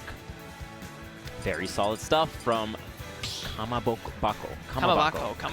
Would be cool to know where he is from, like which region, to know who he gets to play against. Shoutouts to Judy, who always puts out those results tweets. It's great to have that tool. And now we're going to Final Destination. Like, I know that Bowser likes to run around, so this would be good. But I also know that Palutinas like to counter to this stage, so I'm not sure how big of a tool it's going to be for veto. Yeah, especially with how much he was linking those neutral airs and whatnot. It might be a little bit more difficult for Bowser to get away. Not as many platforms to run away from, and he's been catching the landing of Bowser pretty well, minus like that huge down B that we saw in the previous game. But other than that, he's been catching it pretty well. Yeah, so sorry, kind of a difficult counter pick, I think, and then gets the SD. 0 to death. That's a perfect stock so far from Camelbuckle, and yeah, I mean, no place to run around for veto. He has yet to catch any room to breathe. I mean, finally he gets him with that up B out of shield. Once again, one of the better burst options for the heavies. But yeah, just Camelbuckle, oh man, dealing so well with every approach veto is trying on him. He is not going for side Bs either. He knows he's going to miss. Yeah, I think he needs to threaten some of the scary options that Bowser has, right? Like force him into shield a little bit with huge moves like forward smash and whatnot, and then do side Bs and up Bs even out of shield, right? But we're not really seeing too much of that. We're seeing like a pretty orthodox kind of aerial style from the Bowser. Veto with a solid air dodge right there to avoid the up smash. With Camelbuckle, the down tilt to back here, one of the better conversions for Palutena to get those edge guards, and only 30% so far on Camelbuckle. And remember, this is his first stock, and he's getting so many combos. The disadvantage state of Bowser against Palutena is devastating. Especially with no platforms. I mean, he just did the neutral airs, and then as soon as he was able to air dodge, Camelbuckle actually caught that as well with a grab, so looking a little rough, man. 3 stocks to 1. 3 stocks to 1, and a lot of percentage to spare. Already Veto about to lose it. Doesn't get that back here, but the forward smash will do it. A 3 stock to close out the winner semifinals of this pool. That was really quick. That was a much quick. Yeah, I think the FD choice was a little bit difficult to contend with, you know, just like not being able to retreat to the platforms as easily, just not enough space to get away once the neutral layers were coming, and then the air dodges, you know, on a stage like FD, it's kind of, you can kind of adapt to where he was going. And even at the end with the recovery, you could, he had so much time to just like follow him. There was no guesswork because there's no platform to go to, right? You could just, oh, I'm just going to go all the way there and then forward smash you. So FD is kind of a scary pick sometimes for that reason. Yeah, FD, one of the supposedly neutral stages, but to many characters it can be so polarizing. And I don't really think that Veto had the greatest idea in counterpick him to Final Destination. Maybe for the future, he now knows that Palutena, you should never take her to FD, especially if you're Bowser. The lack of platforms is going to hurt you a lot. But hey, I mean, he already learned from that. And also, we're going to have another Japanese player on stream coming up. Again, it would be really cool to know which region they're from in Japan, but you know, some people like to consider Japan as a whole its own region, so we're going to have Tatsuya against Objection 2007. Oh. Specifically from 2007. Specifically 2007. Like, don't forget that name. We got, it's going to be Fox versus Isabelle. Ah, cool. So we got, yeah, these are some amazing names. The tag meta game is just growing so fast, you know. I mean, that's also part of the fun of casting the very first rounds of pools. Like, you see the most unbelievable names. But, like, for example, in Mexico, there's this guy named Nalga. It translates to butt. Like, that's his tag. Like, he's just butt. It sounds like, I wouldn't have known that. It just sounds like a, oh, this is kind of a cool foreign name. And then no, in Mexico, it's slang to say butt. Nice. So, yeah, it's just funny, you know. But Objection 2007, I wonder if this is a Phoenix Wright reference. I hope so. It's gotta be, right? It's Objection with an exclamation mark, so it has to be a Phoenix Wright reference with the Objection. Hit him with that, and you know what? Isabelle has her own Objection with the up smash, tossing out that stop sign. That's right. So maybe that's why he chose Isabelle. Ah, it's the closest thing you can get in this game. Oh, he's got a Reggie shirt. Oh, dude, no Johns. Oh, Johns. That Reggie smile. Oh, Reggie. My body is Reggie. We miss you, Reggie. Yeah, we do. Tatsuya with the fox. I mean, Mr. Bowser's cool too, but Reggie just had that character. Mr. Bowser's cool. Yeah, Mr. Bowser's great. We like that. Give a shout out to Nintendo of America people. If you like Mr. Duck Bowser, press 1 on chat. I mean, of course, everybody likes Mr. Bowser, especially with the new Nintendo Directs where he just shows up and it's actually Bowser, the CGI model, and he's like, oh, Sorry, Mr. What are you doing here? I mean, yeah, you are a Bowser, but you're not the Bowser. I'm the Bowser. I'm the boss of this company. I'm gonna show it to you. Please go away. I'm gonna take control from here. So yeah. What a flex. Yeah, I want to flex What on a you. flex. I'm the actual Bowser. I actually control things. You can't run a kingdom.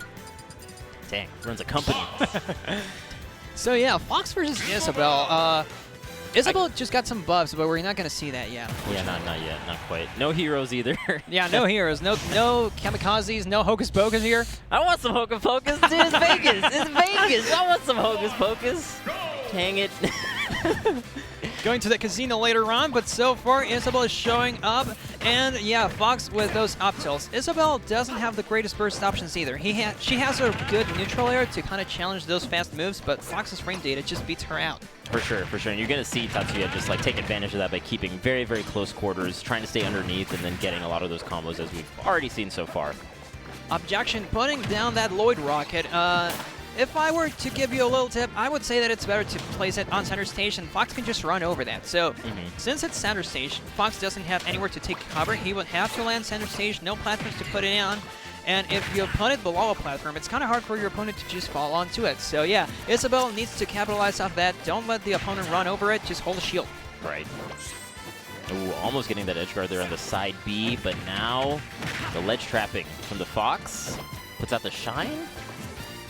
To reflect back the slingshot in case she approaches with that, and now, and also he can also reflect that fishing hook. Isabelle's better option to edge guard, and it gets completely nullified by shields and reflectors. Yeah, so already with the options being employed while Isabelle is off stage, it feels like Tatsuya knows this matchup a little bit. Well, they do have kept in Japan an Isabelle and Villager player, and yes, that fishing rod, when the up throw happens, it has some great knockback, and that just got buffed, so watch out for Isabelle in the next patch. Objection with the great damage output onto Tatsuya as well, and this will do it. Gosh, jeez. No, that DI was going to range. take it. That range. Yeah, the range is amazing. Range. Oh, man. Because the more you push the control stick towards your opponent, the larger the fishing rod gets. So yeah, that line, it seems to be endless. It's not, but it is a really great tool for stage control. But again, it just gets nullified by any shields or reflectors you have. So Tatsuya just needs to find a way to put up that shield. Right, right. You see him threatening a little bit of shine. Okay, nice little chase there with the up smash. Gets the KO. Only 30% taken, so really not looking too bad. Yeah, some great extra credit from Objection, but not that big of a difference, like you said. And now they're just fighting for stage control. Objection did place that Lloyd rocket on center stage, so that's really good. And now the Broom coming along with some good damage. Yeah, keeping it center stage is very solid. He likes to play right behind it and then throw out the projectiles, and it's kind of Tatsuya has to go in there to kind of approach him. And that multi-jab hits, I mean, a lot of percent. Yeah, a lot of percent on Isabelle just from pushing the A button once. So yeah, just talk about some free damage. But now Tatsuya, barely didn't hit that. Good read. Yeah, very, very good read, but just slightly mistimed. Objection also moving well around those up smash hitboxes. Like, he did get hit with it just a little while ago, but so far the trades have been favoring Objection. Yeah, he did get the neutral air there, but unfortunately was not able to confirm it into an up smash, which is a huge miss when you're a Fox player. Yeah, one of the bread and butter combos. And wow. But that trade doesn't favor Objection at all. No, not quite. Oh, man. Okay, just getting off of ledge really well. Difficult for Isabelle to contend too much there, and getting a decent amount of percent. Gets the up air. A second one. Oh, the forward air there was actually a very interesting option. Almost covered the air dodge that Isabelle did. Yeah, Tatsuya kind of knew that Objection will want to get away from that. He can't challenge Fox in the air either. He would really need to see a laggy move come out and then go for the air. But really, what laggy moves does Fox have on the air? That out air will push you really far away, and that back air will do it for game one, too. That was honestly really good adaptation from Tatsuya, because a lot of times they were giving each other a lot of room when both of them were landing. And I think Tatsuya kind of caught on a little bit during that last stock, and he was like, hey, you know, I should just be chasing Isabelle, especially with those up air combos and we saw, and got a lot on that last stock. So I think that was really solid mix-up in terms of how he was playing. He was staying like very grounded up till that last stock. Yeah, you're right. I mean, just keeping stage control, once again, is so important. I mean, if you stay on the ground and you just run, like you don't land on the Lloyd rocket, well, there is no chance it's going to hit Fox. He is one of those characters that used to be able to run away from it. But now we're going to go into Kalow's Pokemon League, and I know that Isabelle players love Kalow's because it gives them more space to run away. Right. They know that the frame data won't do it if you want to get your opponent off of you, so you can just plant the Lloyd Rocket. They don't have that much space to land beyond it. I mean, at least not a platform on top of it, and you can control it a little better. But let's see how it works. Tatsuya was adapting to his options. Yeah, and I think this stage also is good against the style that Tatsuya did it towards the last part of that stock, where he was chasing him with the up airs, because the whole center of the stage doesn't have platforms where you can just chase him so high up there. Yeah, you're right. And now that Lloyd Rocket finally connected. The first Lloyd Rocket we have seen in the whole match that actually hit Tatsuya happened right there. So already Objection capitalizing on his stage choice. And Tatsuya doesn't want to approach too hard. He would rather wait for Objection to throw a hitbox and not hit him. Okay, keeping him on the ledge, putting the shield out. Good coverage with the grab. Objection now fishing for this forward smashes. I don't think he really knows what Tatsuya is doing. He has yet to adapt to his movement. Tossing out that forward smash won't do much. That read really was going nowhere, and now Tatsuya with those forward airs, like you said, once again covering those air dodges and all the approaches on the air. Yeah, especially with the way he's keeping him in the corner, right? Like you can just fade in and out pretty easily. And oh man, just staying underneath, getting the up smash. Tatsuya looking very strong. And that downer from Objection wasn't going to do it, so it seems like the actual Objection is coming from Tatsuya right now. Objection putting out that Lloyd Rocket once again, and that up throw will push him quite far on the roof of the stage, but won't do it quite yet. Will an upper do it? Nope, and the Lloyd Rocket goes away, just shielding that fishing hook. He knows what he's doing now. Yeah. He's got a good read on him, and well, is already up like 36%, but that's also a little bit of a deficit in this stage, right? Like the up KOs are going to be still pretty solid for Fox, but Isabelle has a little bit harder time KOing off the top now. And also with those slow hitboxes, like even the down air that he used to take away Tatsuya's first stock, it doesn't come out that fast. It has that sour spot and that sweet spot, but it won't really help you that much in early percents unless you get the solid conversions. And so far, Objection doesn't seem to be able to pull off the basic Isabelle combos. Yeah. And honestly, Tatsuya is just doing such a... He's playing very patient when he sees that Isabelle's in the corner. Because Isabelle's trying to, like, between like the forward smash and the fishing rod, you know, he's just kind of waiting for Tatsuya to come in, and he's just not giving it to him. Just shielding it as soon as he dashes in a little bit. And he also is very aware of where the Lloyd is being planted, so he doesn't approach at all. And Objection is putting himself in front of the Lloyd Rocket, so Tatsuya has no reason to approach on that side of the stage. He is comfortable playing on his half, and he is forcing Objection to approach. He is also at a big disadvantage right now. The traits are not favoring him at all. Yeah, he's stuck underneath Isabelle. Manages to land, actually, but this is very, very close. Ooh. And that back air will do it. Tatsuya can't hit that Lloyd Rocket to make it explode, but he would rather just not approach at all. He just punishes Objection for his landings. Yeah, and with the little bit of the defensive style that Tatsuya is playing right now, he's going to rack on a lot of percent before he loses the stock. Oh! Barely. The range of the fishing rod doesn't make it so that Objection can hang on to the ledge, and he has to get punished for that. I mean, Isabelle's rod has some good range when it comes to sticking to the ledge of the stage, but he was just a little too far away. But here's the edge guard situation. Gets it? Yes. Nice, man. Going so far below the stage. Really good edge guard there from Isabelle. But 70%, and now keeping Isabelle above, getting the air dodge and then punishing with the dash attack. Looking very strong for Tatsuya. Only the neutral air from Isabelle can really trade with the upper from Fox. We just saw that happen, but there is no other option that she has that really can push Fox away. And when you don't have the Lloyd Rocket, you can just run whenever you want. And Tatsuya takes this 2-0, adapts to all of Isabelle's options, and he just punishes every opening he has. Man, he was so good on catching the landings. Like, yeah. Like he would wait for the air dodge and punish with a dash attack when he was too far into or too far away to get the up smashes, but then he got even closer and closer to understanding when the landing was coming and gets the up smash right at the end there. That's really good. Yeah, I mean, solid punishes. Devastating moves from Fox. Poor Isabelle has no real way to challenge all of that. Those options come out so fast, and they deal so much damage. Like, I mean, I think Isabelle will climb up some spots in the tier list because there are not that many characters anymore that can run over the Lloyd Rocket, and she did get some buffs to her fishing rod too, but these are minimal buffs, you know. Isabelle's game plan doesn't change much, and it's gonna be very hard for the Isabelle mains to push her meta game. Especially with the way that Tatsuya was playing in that game, right? Like, Isabelle was kind of hoping that the Fox would come to her, but then just wasn't able to. Like, he would just stay away and like laser once or twice, and that kind of put Isabelle in like a weird spot, right? It was just like, oh wait, you're not gonna come at me. You're staying far enough away from my fishing rod. You're shielding it when I come at you, or when you come near my direction. So kind of difficult.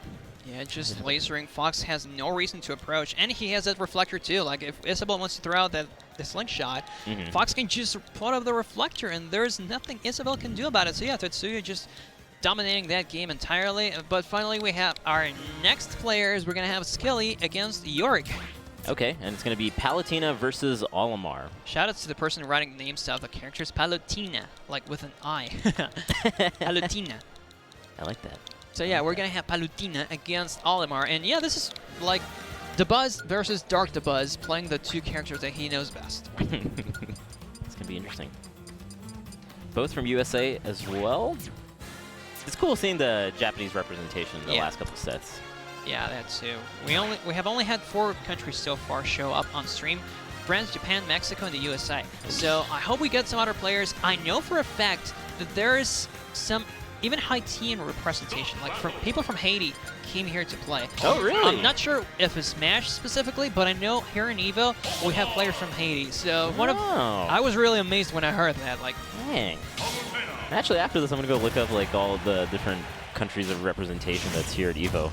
Probably, I mean, this is the one to go out to. I mean, you also get to be in Vegas. Yeah. If it's your like first time in the States, it's just a good place to visit. But we're gonna go into game 1.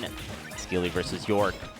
So Skille already getting punished for approaching Olimar. I think if I was him, I would rather just focus on not getting hit by the pigment. I know that Olimar has, well, he has a good disadvantage state, but Palutena's neutral alert just nullifies every disadvantage state that the characters have. I mean, it links into himself, and Olimar has no real way to get out of it. He just needs to DI away, and so far Jorg was being successful in that, but already at a disadvantage with percents. Yeah, and the other thing about the neutral air is it also knocks away the Pikmin, right? Or it damages the Pikmin that are on you, so it's just like a very strong tool in this matchup. Yeah, it gets them away from you, and also this is another winner semifinals for pools, so we're seeing 2 of the better players in that pool.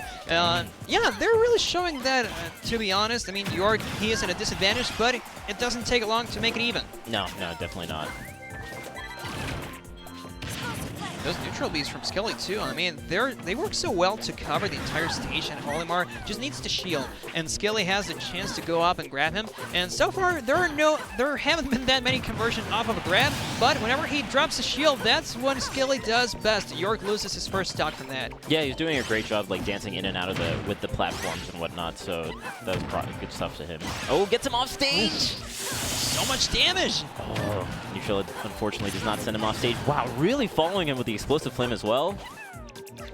And look at that. The second stock for York has not been successful at all. Only now getting, like, I think a total of 19% he's done in this second stock. Skille just dominating the stage control. That's very important. Playing on the side of the stage and catching York wherever he is so that he doesn't land. Yeah, I mean, basically when they're far enough away, he's using the neutral bee and the explosive flames, and that's forcing the Olimar to, like, jump on the platform or jump at him.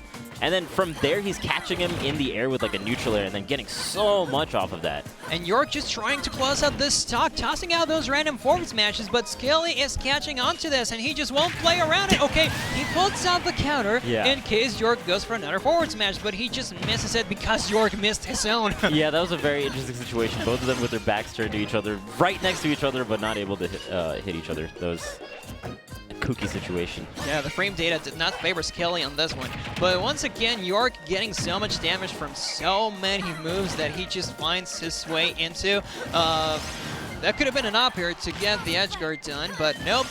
Looking deep, going deep, dude. I mean, he just doesn't let him breathe. No, the neutral air is such a good tool in this matchup, right? Like, basically, he used it for edge guard, he used it for comboing, used it to get the Pikmin off of him.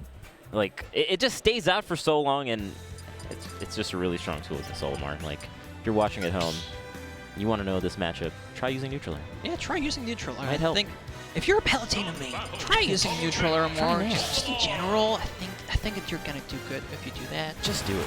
It's just a little hunch I have, if you use neutral air, it might work out well. might work out. We're going to Pokemon Stadium 2 this time around. I know that Palutena has some good mobility on this stage as well. I mean, she can cover both platforms up and down with that explosive flame, so it all comes down to how much damage York can put up with those Pikmin, because so far Skille has been nullifying them. Yeah. I mean, he's doing a really good job even when Olimar's throwing the Pikmin at him between explosive flame and with the neutral bees. Like, it's just, the horizontal pressure is actually really strongly in favor of the way that this Palutena is playing. Yeah, you can argue that they both have some good horizontal pressure. I mean, just counting the Pikmins, of course, but really Skille just nullifying them all. And that counter, too, I mean, the purple Pikmin is one of those that you really want to watch out for. Had it hit, well, Skille would have been at a disadvantage, but no, York has yet to find a way to close out those stocks evenly. I mean, they're even in percents, but I still think that the momentum is in favor of Skille. Yeah, I think so, too. Like, whenever it resets back to neutral, like, he's very strong at keeping center stage or keeping the distance. And then whenever they're off stage, it feels like the Palutena's edge guards are just a little bit better between the neutral and whatnot. And also the throw game from Skille. I mean, he just puts York really far away so that he can abuse that neutral and the explosive flame. So only now that York catches his get-up option with that forward smash does he get the advantage. First time he has been in an advantage situation in the whole set, but that goes away just like that. Yeah, that'll happen. That's gonna happen. Oh man, but seeing some of the grab combos from Olimar would be pretty nice right now, right? Like seeing like some of the down throw combos and just like the huge smashes that Olimar has could work out well for him. Not seeing too much of it as of late. No, and also Skille is ready for any of those options with that really counter. Like last game, we saw that trade at the end, but yeah, that combo is on deck just like that, also covering for any up airs that Olimar could do to push you away from the ledge. But really, nothing York can do to get out of the disadvantage state he is on right now. I mean, yeah, getting some up tilts, but not much damage being done to Skille so far. 50% on him, no extra credit. Yeah, no, I mean, honestly, Skille's doing a really good job mixing up like his jump timings between like the side B and the neutral B, and it's difficult for York to like have a good read on that and figure out when he can start his approaches, right? Now Skille has everything. Yeah, he goes deep, and goodbye to York's second stock. Once again, York's advantage state lasted really short. I mean, he's going to have to climb an extra tall mountain to push this one back. Yeah. Sometimes when you have like a Pikmin stuck on you, the initial response is to do the neutral to get the Pikmin off, and sometimes the Olimars will try to punish that kind of movement because you know that they're going to be neutral airing, right? So they have to land at a certain position. And sometimes you can punish that kind of like predictability, but it is a little bit difficult. You have to stay like a decent, pretty close distance to punish that kind of thing. He's so far away. Yeah, he's very far away. Skille just pushes him back. Really, Olimar doesn't have the best mobility on stage. He depends on being away from you to toss a Pikmin, but Skille is nullifying that option to begin with. So York has to approach, and Skille has the hitboxes to prevent any of that. York really has no game plan here, and that'll do it. Man, I had pretty good DI on that neutral air, but man, he was just too high percent. That is a difficult thing to kind of maneuver around, right? When you're going that low towards the stage with Olimar's up B, and then the Palutena is just ready there with the neutral air every time. Like, you got to be diagonal and kind of threaten a different range, or go like higher. Like, higher is difficult for Palutena to contend with, but dang, that is a difficult one. Yeah, devastating set for Mr. York, who will go down to the losers bracket in this pool, and Skille makes it to the winners finals of the set pool, and now we're gonna have, oh my god. So we're gonna have Vicky Viper, like a pretty normal tag, right? I think you would say it sounds cool. Viper is a pretty cool sounding word, but he's gonna go against ayudame, which in Spanish means help me. It means help me? Oh no. You got Joker versus Snake, Vicky Viper. At least, Vicky Viper is not the one playing Snake. Okay, it's Joker. He's playing Joker. Vicky. Ayudame is playing Snake. Nice. Help me. Now, if you were to ask me, I wouldn't think that Snake mains need help, really. But apparently he does, so he's calling out for help as he plays on stream. So, chat, if you could hit him out, I mean, hit him up on whatever, just to know what he needs. You know, he needs help, yeah, but what does he need help with? We should ask him. Yeah, that's ayudame. What is it you need, man? You're at EVO 2019. You're having a good time. What do you need help with right now, man? You're, like you said, he's playing Snake. Yeah, and you have everything you would like just a few blocks away. I mean, it's Vegas. Everything is on hand. Like, what do you need, buddy? Yes, te ayudo, compadre, pero dime qué necesitas. What do you need, buddy? Why do you need me to help you? Ayúdame. What? Tell me what you need. So yeah, Ayudame is going to face against Vicky Viper. Once again, this is, well, no, actually we don't have a description for this. This might not be a winner semifinals. Cool. Yeah, it doesn't show that actually, but if I were guessing, so far everything else in this block that we've been doing has been winners semifinals, so that could be the case here as well. Yeah, this would be the end of the 12 p.m. pools, at least for this round, so I assume that it's pretty deep into it. So, well, a lot of people get eliminated even like the first rounds of pools, man. Yeah. From 3,500, it's probably going down to like 1,800, something like that, I would imagine, after the first rounds of pools. Yeah. That's wild. It's not easy. Giving the TO some time to breathe because so many people, coordinating so many people to play has to be hard. And also there was a huge line in the beginning, so... That was a huge line, oh my god. I have never seen a line that big for a tournament in my life. Over 9,000 people in line, think about that. Nice. Man, especially if you have 10 a.m. pools, you gotta just wait in line. You gotta like plan ahead and wait in line. It was like a half-an-hour line for some people, man. That's wild. They had to open extra doors for people to go in, like the staff doors were open, and yeah, people made it to their 10 a.m. pools. I don't think they were getting DQ'd either. I mean, they knew that there was a huge line outside. It would be really bad to just DQ people like that. They make the sacrifice to come here. It would be really sad to just get DQ'd because of a huge line. But nah, yeah, they wouldn't DQ people like that. And also, I see that Mr. Ayudame switched chairs. He goes for the regular plastic chair. Oh, not the gamer chairs. Oh, taking it old school. Yeah, going back to the roots, just bringing out the regular chair. Perhaps Folding he wanted chair. help with carrying his gamer chair so he could bring the other one. Sometimes you're just more used to it, man. Yeah. Especially if you've been playing this game for a while. Gamer chairs are a little bit more of a newer thing, so. Hi, Kay. Aw. I hope Kay's in the chat. Appreciating this hello. Hi, Kay. So yeah, shout outs to Kay, wherever you are. Perhaps you could help Ayudame. If you know what he needs, please tell us. But yeah, now Ayudame helping himself to just set up his controller, Vicky Viper. If a Joker makes it this far, I assume that he knows how to exploit his, his tools. Like Joker is no stranger to having some great options, of course. But again, Snake is also one of those characters who can have some really volatile matchups. So I assume the Joker will want to avoid, well, not avoid, more like take to his advantage all the explosions that Snake throws out with a down B so he can charge Arsene really quick. For sure, yeah. I mean, taking advantage of those projectiles is going to be definitely the name of the game for Snake in a lot of matchups. And you don't want to give Snake that kind of time to have the setup, because then the momentum just heavily swings to their favor. So we got the thumbs up now. Are they ready? Are they posing, or are they saying thumbs up, they're ready to go? I think they're posing. Yeah, someone was taking their picture right there in the background. So yeah, they're ready. And once again, it's just fun to be on stage at EVO, you know? No matter what round it is, like, just go into it, and we're gonna have, this is losers quarterfinals, actually. Oh, one of these people will be out of EVO right here, right now. The first person we're going to see get eliminated at this event on stream, so, well, it's kind of sad to see that happen, but you know, some people have to lose for someone to win in the end, and in this case, it's going to be one of them too. But there can only be one. Yeah, there can only be one, so let's see who wins this, the Joker extraordinaire or the Snake who needs help. Snake who needs help. Oh, man. But it's not that bad to go out in Vegas. It's not that bad. At EVO. Go hit the tables. You're going out on stream. You can still see your VOD later. Like, I think I would be fine with this, to be honest. Yeah. Disconnected. Okay, just switching around their names. Hi, Kay. Hi, Kay. Hope you're in the chat. Whatever you are, hi to you, Kay. And we're going to get right into it with the white skin for Joker. Well, if you ask me, I don't think it's the best skin Joker has. I would rather go with the default. Wow. Like IMO, that's the best one. Oh, you're offended by this? I'm kidding, oh, man.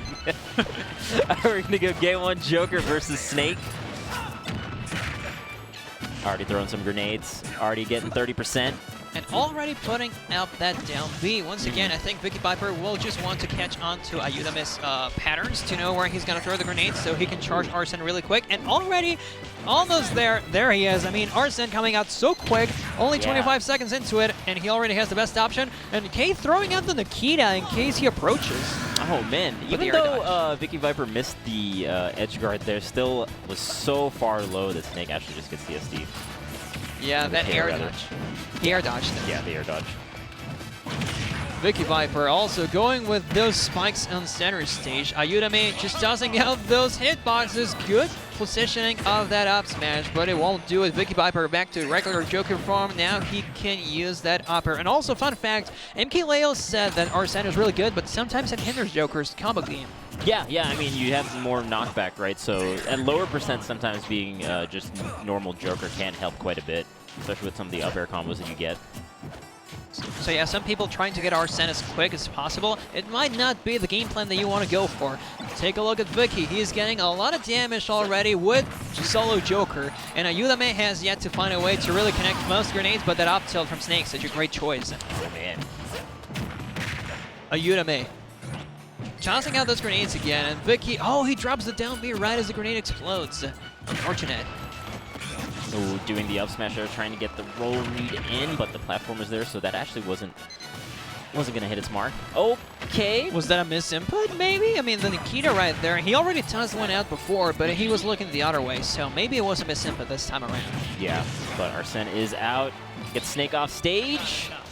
The down beast to reflect those. Won't explode on Snake, but the dash attack puts him back in there. Oh, but that invincibility that Arsene gives you when you up B. Capitalizing off of it, and Vicky Viper, however, once again off stage. But look at that. That invincibility is so good. You just avoid Nikita entirely. You don't care about it. Yeah, that's always like a really smart option to do. Okay, how did that miss? That was so close. Oh my god, that back air out of shield. Vicky Viper. Ayudame barely spot dashing that for Vicky to miss that down smash, but yeah, I mean, it's not looking that much in anybody's favor. Yeah, Vicky still has one stock, but it goes away just like that. Yeah, I like what Vicky Viper was doing. She was just trying to, like, the timing of the grenades was very solid. She just waited just a hot second and then did the up air. So yeah, really good awareness from him.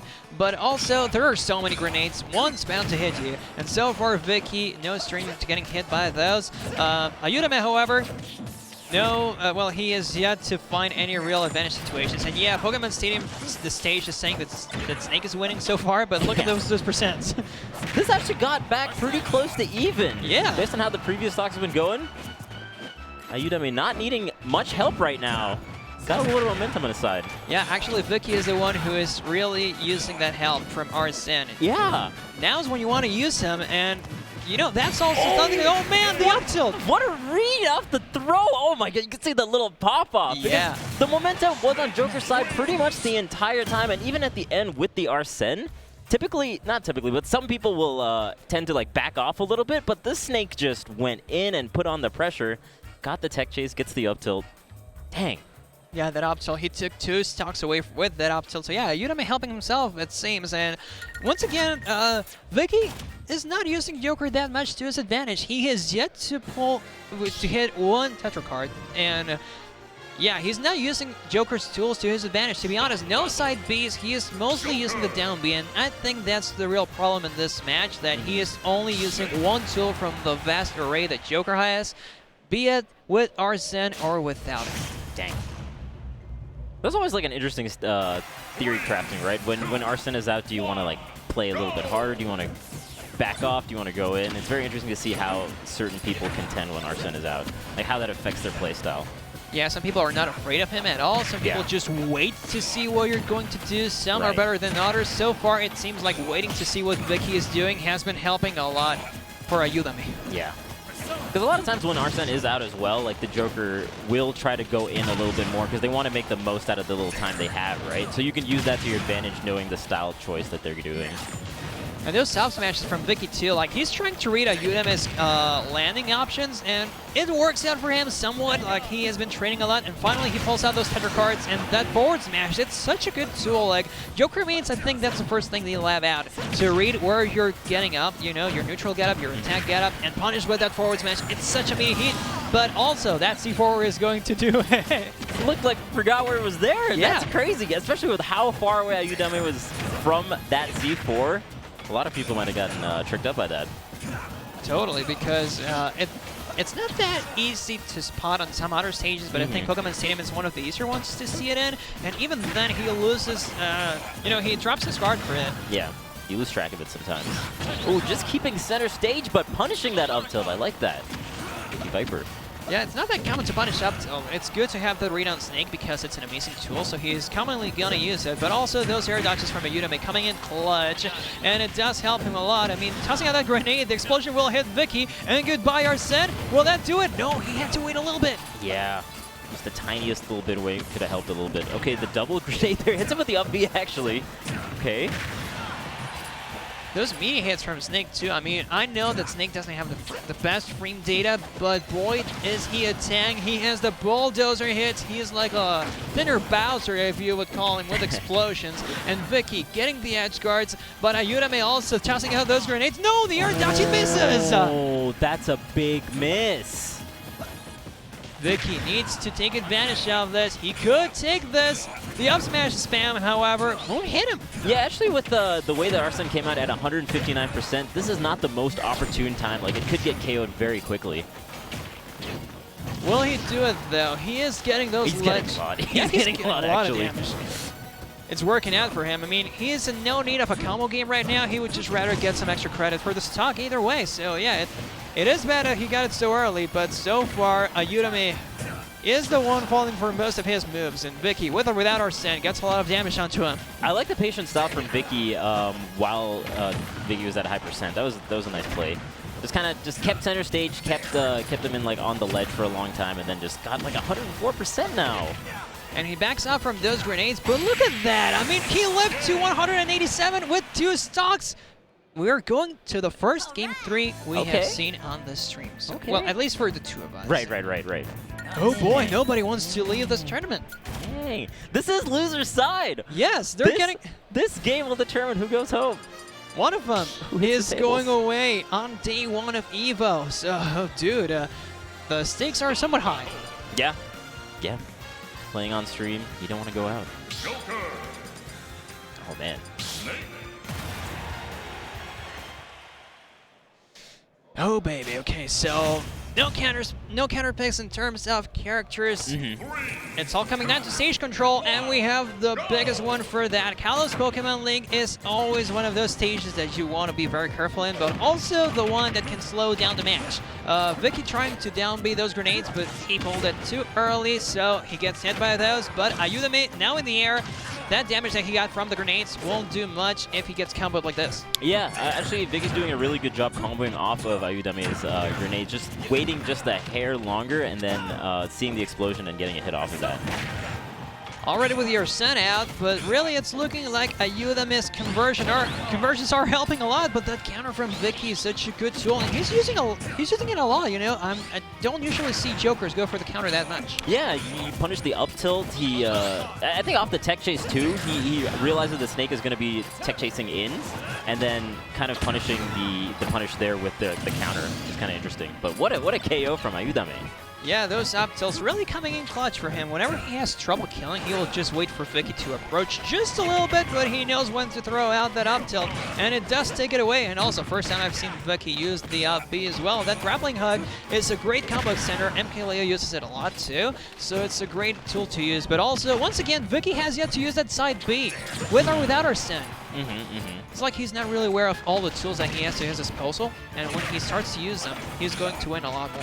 Yeah, I mean, having that projectile out and just like at least threatening an option like that is always very good, because then, especially the spacing that Ayudame is keeping, that projectile would be a nice little way to take up a lot of space. Yeah, if anything, I think that's why Ayudame is playing so much at mid-range. Like, he knows that Vicky won't throw it out, so he can just pull out the grenade. Right. Okay, not able to follow all the way up there. Again, the up tilt. So many up tilts. The moment Vicky really starts to capitalize off of that side B, I think this could turn around, but it's really not looking like it's in his game plan. Ayudame, just with those amazing conversions, 53% already, so quick. Jeez, gets our send, but at what cost? What cost? Well, a cost of 53%, where Ayudame is keeping the momentum, the explosions, and all the trades are favoring him. The C4, if he up aired, that would have been it. It looked like he tried, just barely not getting it. But man, 93%, this is looking rough for Vicky Viper. Off stage. Edge guard, not quite. Trying to ledge trap, but so far away that it wasn't really threatened. You can just get off the ledge pretty safely from Ayudame's end. Yeah, I'm seeing Vicky Viper pretty scared right now. He does build up some send range, but no, that's gonna do it. Vicky Viper is eliminated from this tournament, and Ayudame helping himself, moving on in this pool. On the pop-off, so many tech chases in off of the down throw to that up tilt. That happened like 3 or 4 times. A lot of tech rolls in, and sometimes you're just pressured into that kind of situation, right? Especially on last stock and whatnot. It's a tough place to be. Yeah, really tough. Also really tough to go out on the EVO stage, but it's also pretty good to go through on the EVO stage. Yeah. So shoutouts to Ayudame. I really hope that Kay, the Hey Kay, you know, from the tag in game, I hope Kay was watching, because you just saw your boy win on stream, and that's always a fun anecdote to have whenever you see your friends. Sweet, So, but yeah. that is going to be it for our block. I hope you guys enjoyed all the matches we had. I hope you guys enjoyed the commentary. Toon? Vish. I'm very happy that you got to commentate doing it for Mexico. Let's go, Toon. Please follow Toon at Toon Laguna. Give this boy some love. It was a lot of fun commentating with you, man.